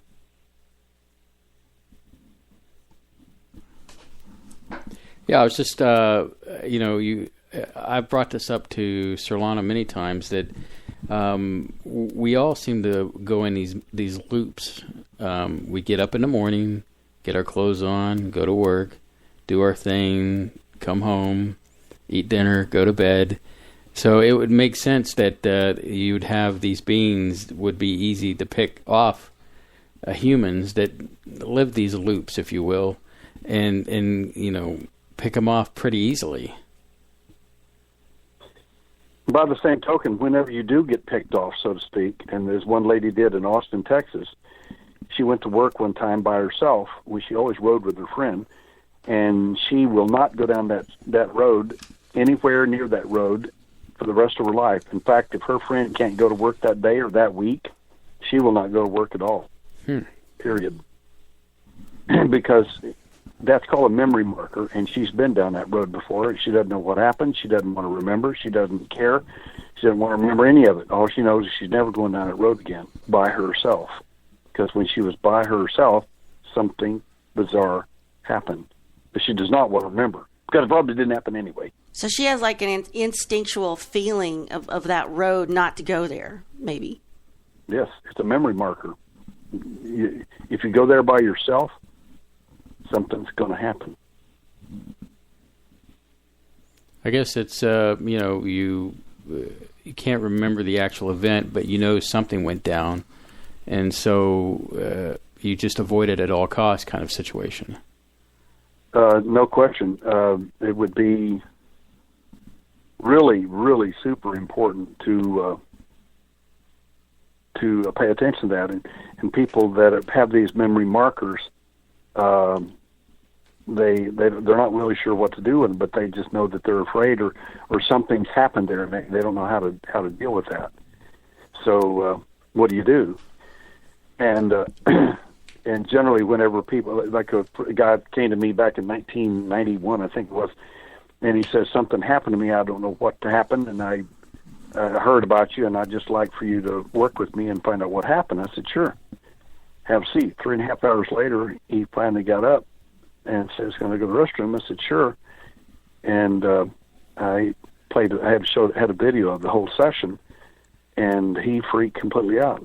And he said, we started off, we were on a gold hunt, we were coming back through Fort Collins. We saw some bright lights down there. We thought there was a car accident because there are a lot of blue and red lights down there in the middle of the road, out in the middle of nowhere. Just as our truck slowed down, and these little creatures started walking toward us, we realized that's not a police car. Mm-hmm. He said the next thing we noticed, the wrong guy's driving, and we're in Dalhart, Texas, hours later. And they haven't even gassed up. The entities picked the entire truck up, them included, and dropped them off in Dalhart, Texas without using any gas, so to speak.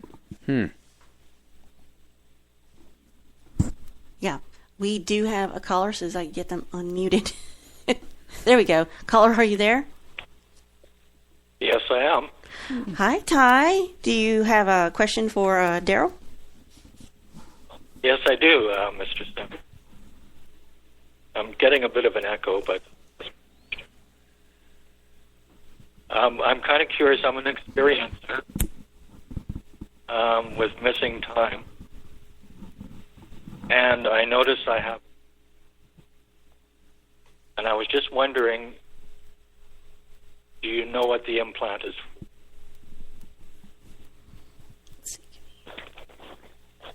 I don't know. Were you able to hear that? I only heard part of your question. I assume that you've had an encounter of some kind and feel like that you possibly have an implant. If that is the case, yes. The first thing you should do is to see if there's any medical evidence to support your view, such as a physical examination on yourself, lumps, bumps, scars, whatever, to indicate something happened, number one. Number two is a soft tissue x-ray would be very important of the area that you suspect may have an implant. In all fairness to you and to especially to the audience, many abductees think they have an implant simply because they've been abducted, and I can assure most of them that is not the case. We do have abductees who do have implants. That does happen, absolutely. Done 25 surgeries so far, last one being in India, for these objects. But many of the x-rays that I look at, they in fact are not implants. Many of them are other artifacts or even mistakes on the x-rays. But if you do have an implant, a soft tissue x-ray would be the way to go to begin with. Some people do all kinds of things like MRIs and things like that. If in fact you check it with a magnet and you find that it's magnetic, you definitely don't want to don't go to an MRI, because that MRI's got an unbelievably huge magnet in it, and whatever's magnetic in there is going to get pulled out rapidly. So you definitely want in the course of doing this, you might want to go to a chiropractor that has access to an X-ray machine. I wouldn't mention aliens and implants and things like that. I would keep it all private and just say I bumped my arm or head or whatever, wherever the area affected is. Say I'd kind of like to get an X-ray of that and see what you think. And if he finds anything, he's going to say, "What in the world is that?" And that's when you pay for the X-ray and send it to me, or scan it and send a copy of it to me, and I'll look at it for you and give you my opinion with our doctors. So I can tell you what their opinion is going to be, whatever my opinion is, because they don't know what an alien implant is. All they know is how to remove it and do what I tell them to do when we're doing the procedures. But they honestly don't know. But they know that they'll know that it pretty much, if they've seen anything like it, they will identify it as such for sure. But that's the best way to begin with the process. And if you'd like to contact me directly, you can go to Alien Hunter, the site alienhunter.org. Click on Daryl Sims or to the media lady, either one. It won't make any difference. It'll get forwarded to me, and I will be glad to advise you at that point and see if we can help you in some way or another. Does that answer your question, Tom? Or go ahead. Out? Sorry, say again, Ty? Sure. Is it harmful to take it out?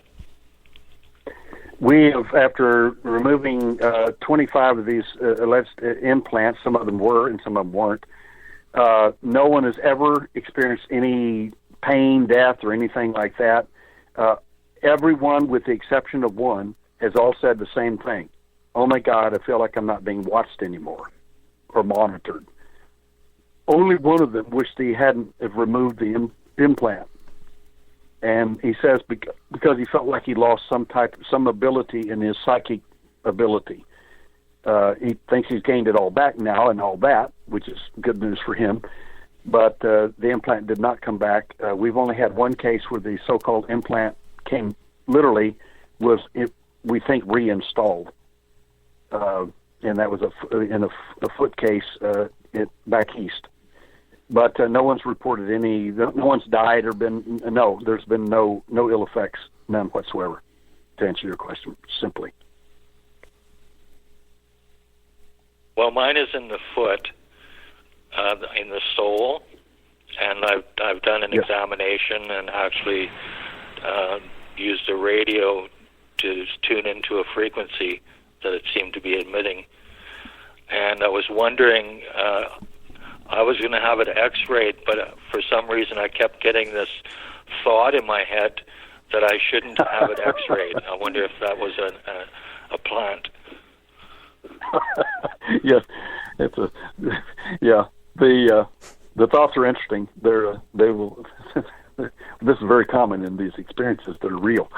The thing you might want to do is certainly get it x-rayed. It's not going to hurt anything, and see where it's located and whatever it is, and see if it's radio opaque, see if it's metallic, see if it's ferrous, if it's non-ferrous. You can test that with a very powerful magnet, and you can find out very quickly if it's ferrous or not. We had one guy that had one in his leg, and we got a film of it with my magnet stuck to his leg. I got one lady that's got implants that are, there are like about a half a dozen of them around her neck. And what's really weird is none of them are ferrous metal, which means they would be magnetic, in other words. None of them are ferrous at all, but they are magnetic. Now, that was very bizarre. But if you'd like to email me and contact me, I'd be more than happy to talk to you about it and advise you and keep you posted on what we think and let some of our doctors look at some of this stuff as well. We're glad to do it. Okay, that sounds very, very good. Sure. I think I will schedule an X-ray. It has to be a soft tissue X-ray? That would be your best bet, yes. Your doctor will know what it is. It's basically you're looking to see if the object is radio opaque and see if it is in fact it could be a chip of bone, it could be metallic, it could be any kind of thing. And what you're trying to do is eliminate some of the possibilities of what it may be. One of the first ones we found in the foot, there were 3 of them on top of the lady's foot, on the top of her toe, at the base of the toe. And what we found in that particular case is, I said, well, those look like surgical clips from an osteotomy. And she says, yeah. And I said, well, and? She said, I've never had a surgery in my entire life. And I said, well, that kind of changes business, doesn't it? And so I set her up for, we finally got it through everything, set her up that and hand surgery and the foot surgery at the same time, 1995. And the long story short, a scientific group came and offered to do a scientific study. 18 scientists agreed to this and to the NIDS Foundation, and they actually I picked out the implants we wanted to study, and they did a $22,000 study, a qualitative analysis at Los Alamos, and a quantitative analysis at New Mexico Tech. And the findings were astounding.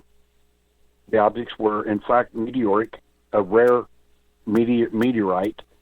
And what I mean by that is a needle-like projection, like a quarter-inch long needle-like projection in a perfect T. That was there, and they were magnetic, and they were from a rare meteorite. Of course, we didn't bother to tell them they came out of a human being, because they'd never believed that. And the pathology was even weirder than the fact that they were meteoric in origin. I mean, even a rare meteorite. The weird thing and the strangest and the best part about it was that the biological covering surrounding the object was also impossible.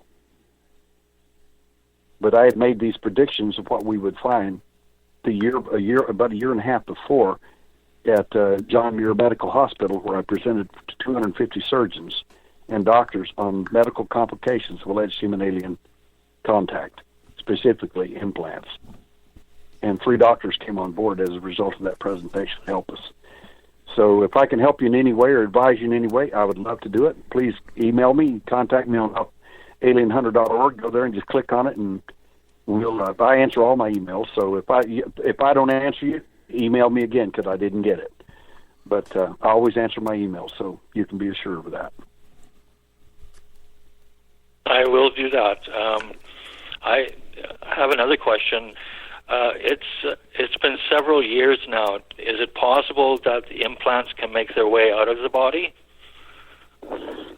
All kinds of things are possible. The question is it likely?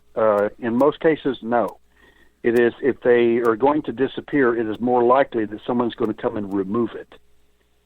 In my case, in 1960, I was wide awake during the event at age 12, and I remember them inserting a little shiny silver sphere into my nasal passage up behind my eye, and broke the bones of my nose, and had blood on my pillow the next morning.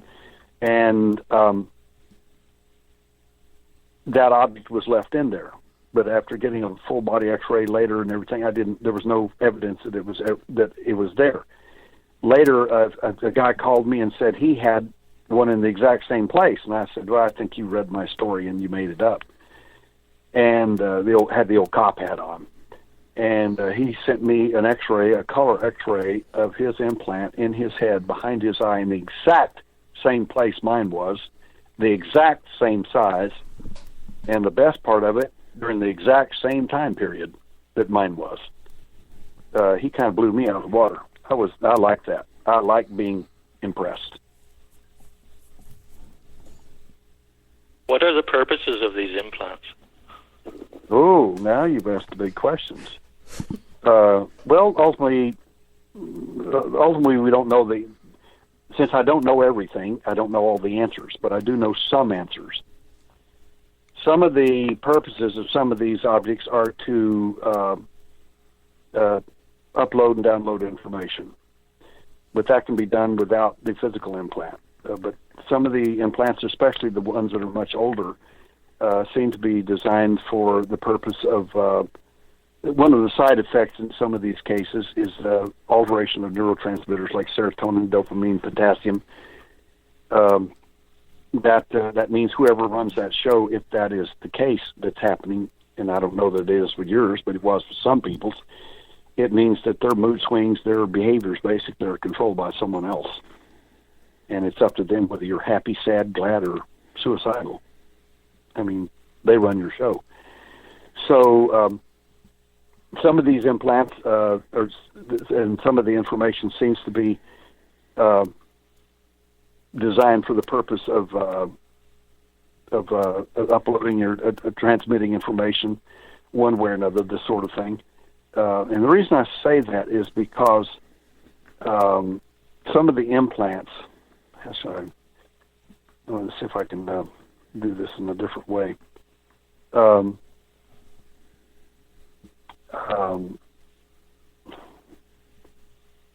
me pull up something here for you. I want to read to you real quick, if I can.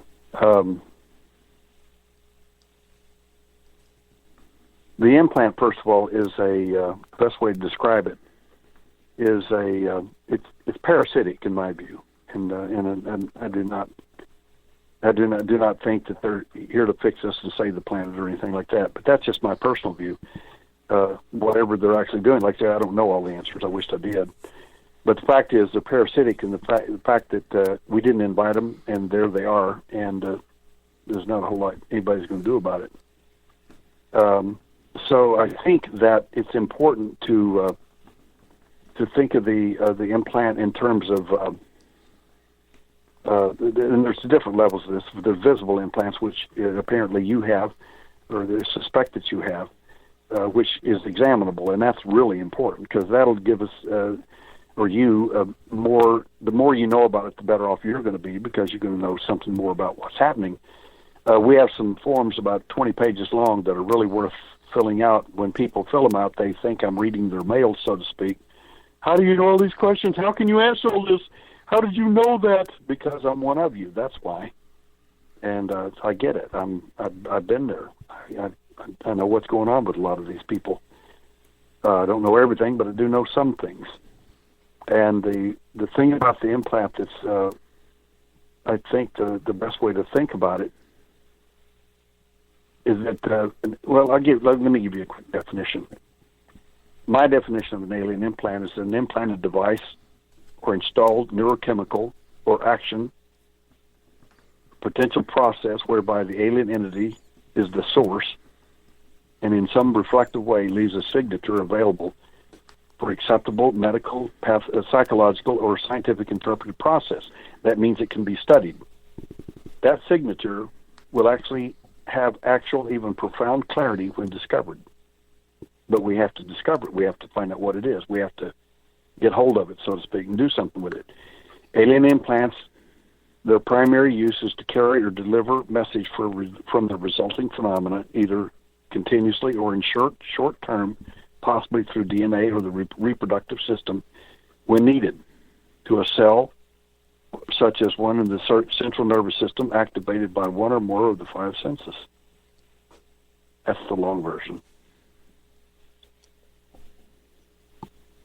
Well, thank you very much, Mr. Sims, for answering my questions. And I hope that thanks helps very you. much, Spaceboy and Surlana. Sure. Great show tonight. And I'll let you go because I know you have to go to a break. So thank you very much, and have a good evening. Thank you, Ty. Thank you, sir. Okay. Thank you. Bye-bye. Bye. Well, since we've passed that break, we're going to just continue on. So what were you going to say, Daryl? Great caller. Oh, yes. Oh, we love Ty. Yeah, He's Ty. our favorite Canadian. Yes. Now, we do have, I think this may be the Godfather on hold here. Are you there, caller? Yes, I am. It is the Godfather. Dino is on the line. Do you have a question or five for Daryl? Yes, hello, Daryl. My name's Dino. I want to say first off a little bit about my background. I think you would have gotten along fine with my father, who was a small-time cattle rancher in Northern California. I think you would be a very intelligent guy. I think you would have enjoyed it. Now, when I listen to you, I've listened to you a couple of times. I've never met you. Been lucky enough in that I have never had a personal experience, even, you know, I know astronomy, but I've never seen anything I couldn't explain in the sky, telescope, or visually. The other thing is that a lot of the things you bring up are kind of, you know, I started on this casually years ago because I loved science fiction, you know, 25, 30 years ago.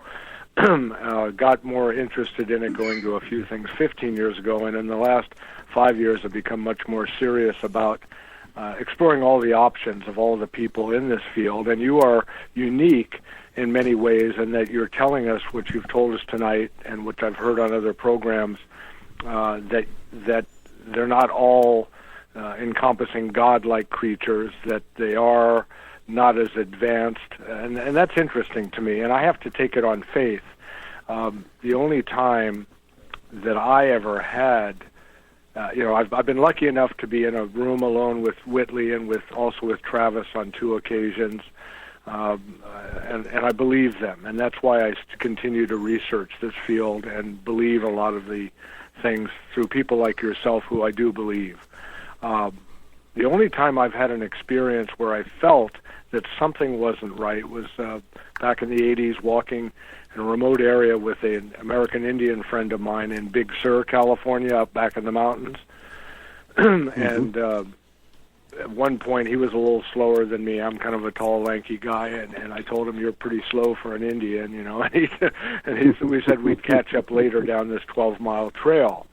Well, on the way back, it was just before it got dark, and there was one area, I don't know if you know the Big Sur area of California, but Central California, but these trails are maybe 18 inches wide, and they're very steep, full of it's like a rainforest all the way down into gullies that you can't see whether it's a gully or a stream. And on the other side, they go up at about 40 degrees, God knows how high. So we were headed back from being out 12 miles out from Highway 1. And as I came around this one bend in the trail, and it was middle of the week when most of the tourists don't come that far, so you only passed a couple of people on the trail all morning or all evening. And when I went into this little bend area, I really did have a feeling, and I'm a city boy mostly, but I would spend summers at my dad's ranch, and I had a weird feeling I was being watched. And, I mean, this was out pretty far out, for California. It's a pretty remote, rugged area. And so I just kind of hurried up. I felt odd. I wasn't supposed to have a pistol with me, but there was a national park or a state park or something. But I had one, but I really had thought, I better defend myself. But I just ran, trotted down the trail and got around, and everything felt good. Well, around dark, my friend came in, my American Indian friend, and I said, "What took you so long?" And we were talking about the day, and I mentioned this little area where we kind of went into the mountain and came out again on the trail, and he said he'd had the same feeling too, that on the back of his neck something had stood up, the hair had stood up. And I said, "What do you think that was?" And he goes, "Oh, probably a wild animal scoping us out." I asked other people years later, and they said, "Well, there used to be a lot of Vietnam vets that kind of went, wanted to get away from it all, and they were probably living back there and saw you walking by." I didn't miss any time. I mean, I know that because he came in a half hour after me, and he was about a half hour back on the trail. So I don't know what I could ask you, except that it's very unique, and that you're telling me that realistically, if I had to, and I couldn't use some kind of martial art or the mind training that you talk about, that I could pull out a firearm like Phil Snyder did and actually shoot one of these beings if I had to defend myself? The problem that I have with a number of investigators is they tell me what can't be done. I said, "How do you know that?" "Well, because the literature." I said, "First of all, listen to me carefully." I said, "Have you ever seen an alien?" "No." "Have you ever seen a UFO?" "No." "Have you ever had a close encounter of any kind?" "No." "Don't tell me about aliens, because you don't know anything about them. The only thing you know is what you read in a book, and you hope and pray that what you read was in fact correct, or the people didn't lie or stretch the truth, or you're reading someone's screen memory. You actually don't know. You can't be using the court of law because you weren't there. You don't know." That's so. When you do find out and you do check with witnesses where things like this can happen, I said, "Here's the deal. If that entity," I said, they said, "Well, I saw this light and it was doing this." I said, "Okay, there's a small light that was coming towards you, whatever." I said, "Okay, was it fuzzy-edged or was it hard-edged?" "What does that have to do?" I said, "Answer the frickin' question. Was it hard-edged or was it fuzzy?" "Well, it was fuzzy." I said, "That's an entity in transport." "What?" I said, "He's either coming towards you or he's leaving. But if he's there in 3D, he's vulnerable. That's why the ship crashed in Roswell. Notice that the bodies were dead except for one or two of them, according to the stories. The fact is they were in 3D when that thing hit the ground. If they had been in a light form, it would have done something different. They probably would have gone into the ground and not even had a problem. Somebody didn't get everything switched off in time, and it crashed. In my opinion, that was done on purpose. But that's neither here nor there. I just have a different view about Roswell. I think of Roswell with an intelligence hat on, not with my UFO hat. My UFO hat's been fooled before. I don't like that. My intelligence hat hasn't been fooled at all. I like that better. So the bottom line is, to answer your question, if you're out there and you've got a gun and that thing is there and you shoot at it, and I'll give you one quick example. A guy I met came and met me in Denver at a conference, and he said, "I just want to ask you one question." He said, "I don't believe in any of this stuff. I think everybody's crazy." And I said, "Okay, fair enough." He said, "But I am a sight hunter." I said, "I know exactly what you are." He said, "I come up over this ridge, He said, I swear to God, hand to God. He said there was a 7-foot praying mantis on the top of the hill there. And he said, and I raised the gun up instantly and fired. And I said, I heard, as I shot, I actually heard the bullet hit him. And it poof, and then he disappeared. He said, what do you think happened? And I said, well, if that, all things being true, what you said, I said, what happened is you shot a praying mantis entity. And I said, they probably were, the ship was in line with you, but you're down below the ridge. They can't see you. Just you come up over the ridge, they see you at the wrong time. By the time you fire and hit him, I said, by the time they beamed that guy on board the craft, he had a hole in him about the size of your fist. You got him. You see, he wasn't in 3D. He was in 3D at that time. That's the way it works. Why did the alien was scared of me in the desert when I had my little .22 rifle? I can hear him thinking he thought I was going to shoot him. I wasn't. But that's not the point. He thought I was, and he was afraid for his little life. So yes, they're vulnerable. Yeah, and the Doppler effect, I mean, I've studied physics. That's our friend. That makes a lot of sense about Roswell. If a train's coming towards you, it sounds higher. If it's leaving you, it sounds lower pitched. And I wondered one more thing to ask you, if I may. Someday I hope to meet you. If you ever come to Northern California, I could tell you a few more things. But the first time I heard any kind of a story, I was 12 years old. We were running a dude string up in the Sierras during the summer for tourists, way up on some Forest Service land. And my father told me about some guys in town. It was a little town called LaPorte, California, an old mining town. And he said these two guys, this was back in the late 50s, early 60s, would start a fight with you if you went into a bar where they were hanging out, because when they were there in the 50s mining, just two old guys just hanging out. And they said one night they got awakened by a light, and they looked up over the ridge. They were pretty high up on a ridge, and they looked over down into the creek, and they said here was this saucer-shaped craft with 3 tripods landing by the creek. A little ladder came down, and 3 little short guys came out with a bucket. And they went to the creek, and they picked up water, and they climbed back up the ladder and went, and the craft took off. And this was the late 50s, early 60s. He said they were just, people would laugh at them and bug them, and they stayed living up there. And he said they'd fight you if you brought it up in a bar because they'd been tortured so much. But that would tell me something if those guys had no reason, they were drunk. No, these guys that, were guys that lived out in the woods and all. That would show you how primitive that craft must have been, that they had to get out and get water, I presume, for the hydrogen, from everything I've learned, to activate their craft. They had to go with a buck to get a bucket of water. So how advanced is that? Brilliant. Brilliant observation on your part. Brilliant. Somebody needs to hire you as an investigator.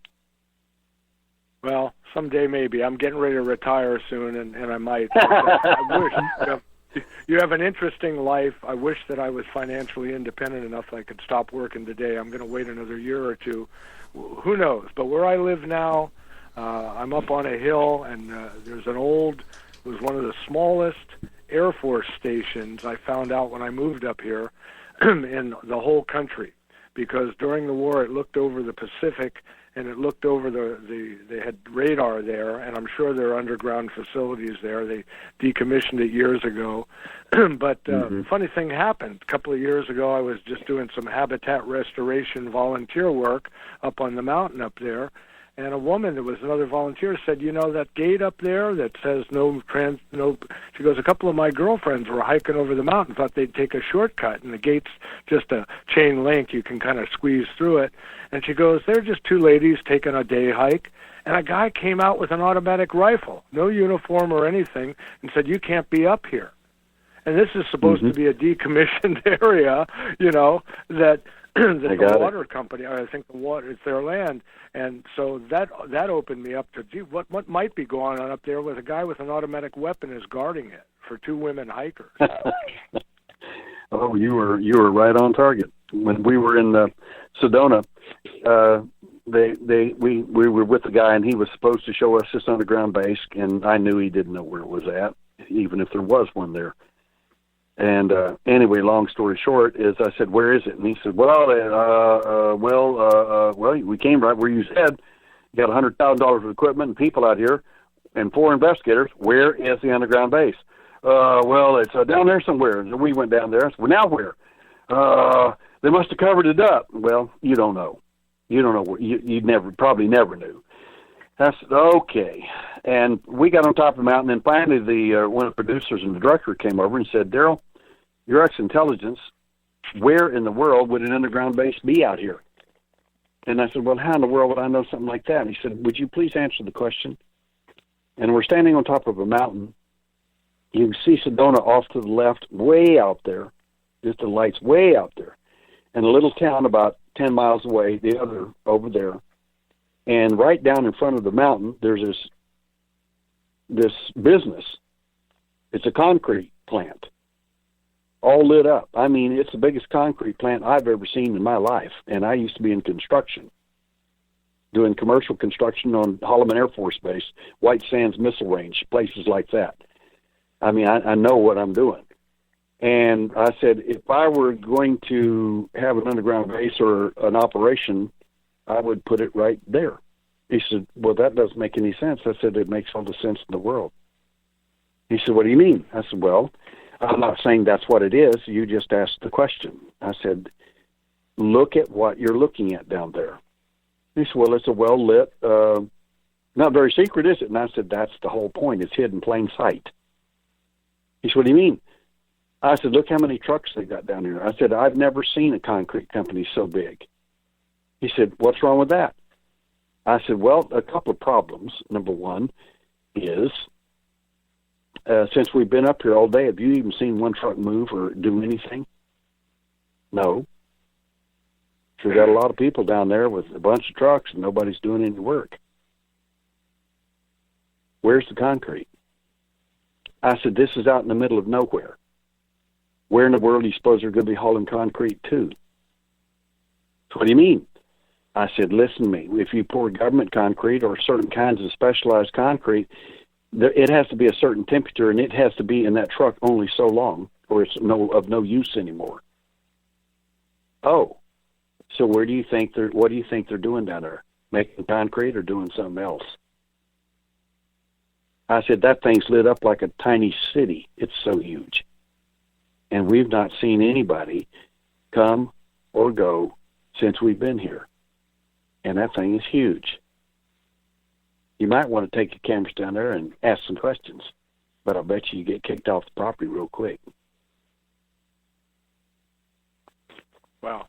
I have to hear one of your presentations. I hope you can come to Northern Cal sometime. Well, there's another way to do that. If you go to the website, just email me, and I've even got one of my very best presentation, and it's professionally done.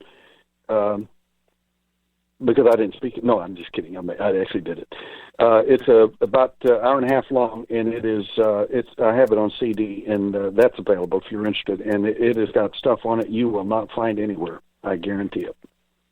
Evidence you won't believe. Okay. Well, I thank you. And Spaceboy and Surlana, as usual, have been very generous, letting me have all this time.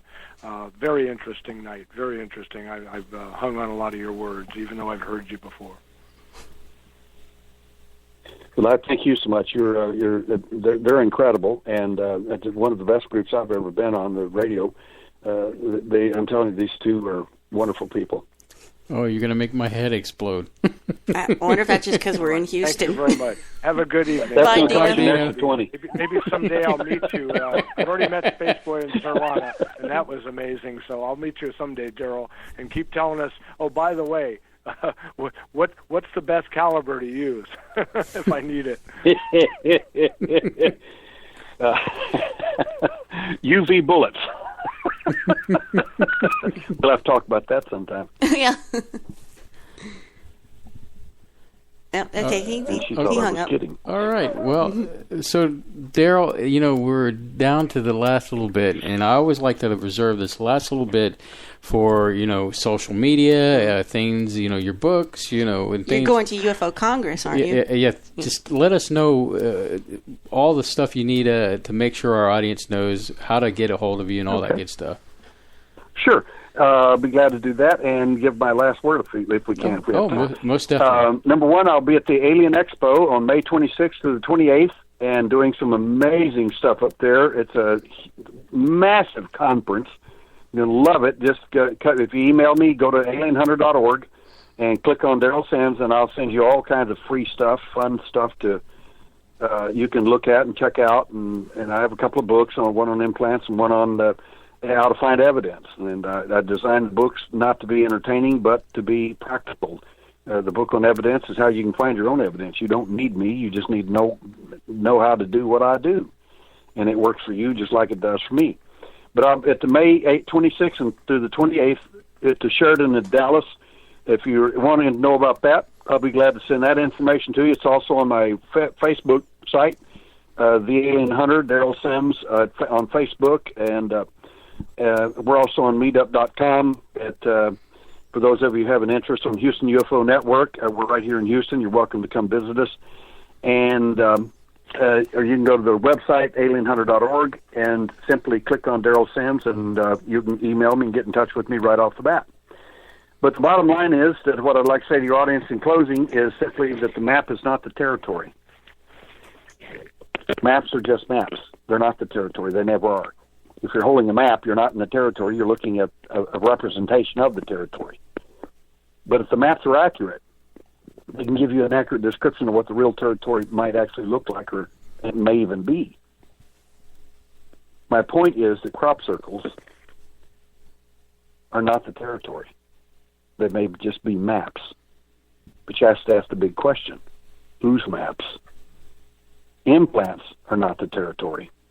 They may just be maps. UFOs are not the territory. They also may be just maps. In other words, the menu is not the meal. I mean, the menu may look like the meal, but I can assure you in some of the restaurants I've been in, I'd rather eat the menu than some of the food I've eaten. But the fact is, the menu is still not the meal.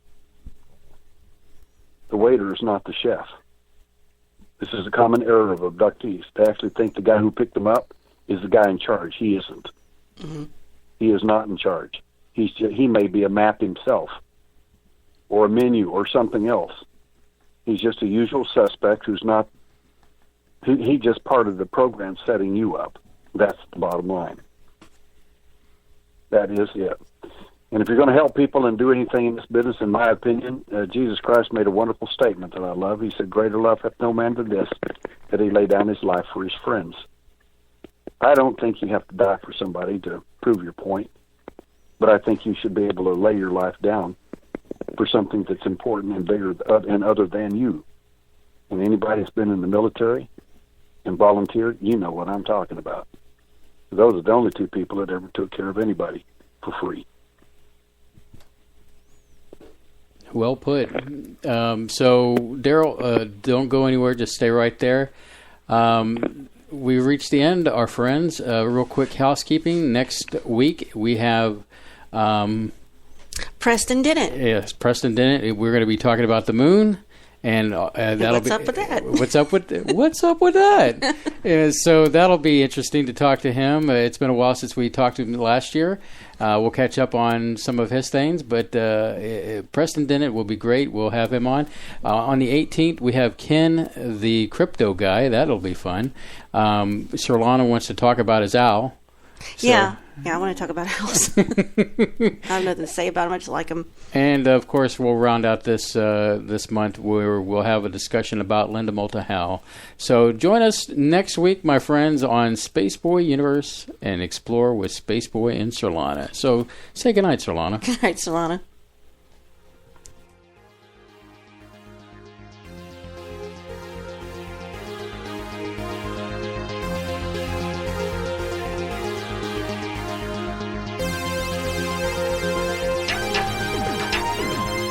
Spaceboy Universe is hosted by Spaceboy and Surlana. Executive producer is Surlana. Social media producer is Dennis Koch. Associate producer is Lee Ann Cordes. Music production is Spaceboy of SpaceboyMusic.com. Special thanks goes out to Lee Ann K, K28, Mark S, and Bob N. This has been a Spaceboy Universe production. Support the universe by exploring Spaceboy Universe with Spaceboy and Surlana. Sweet dreams, Space Cadets.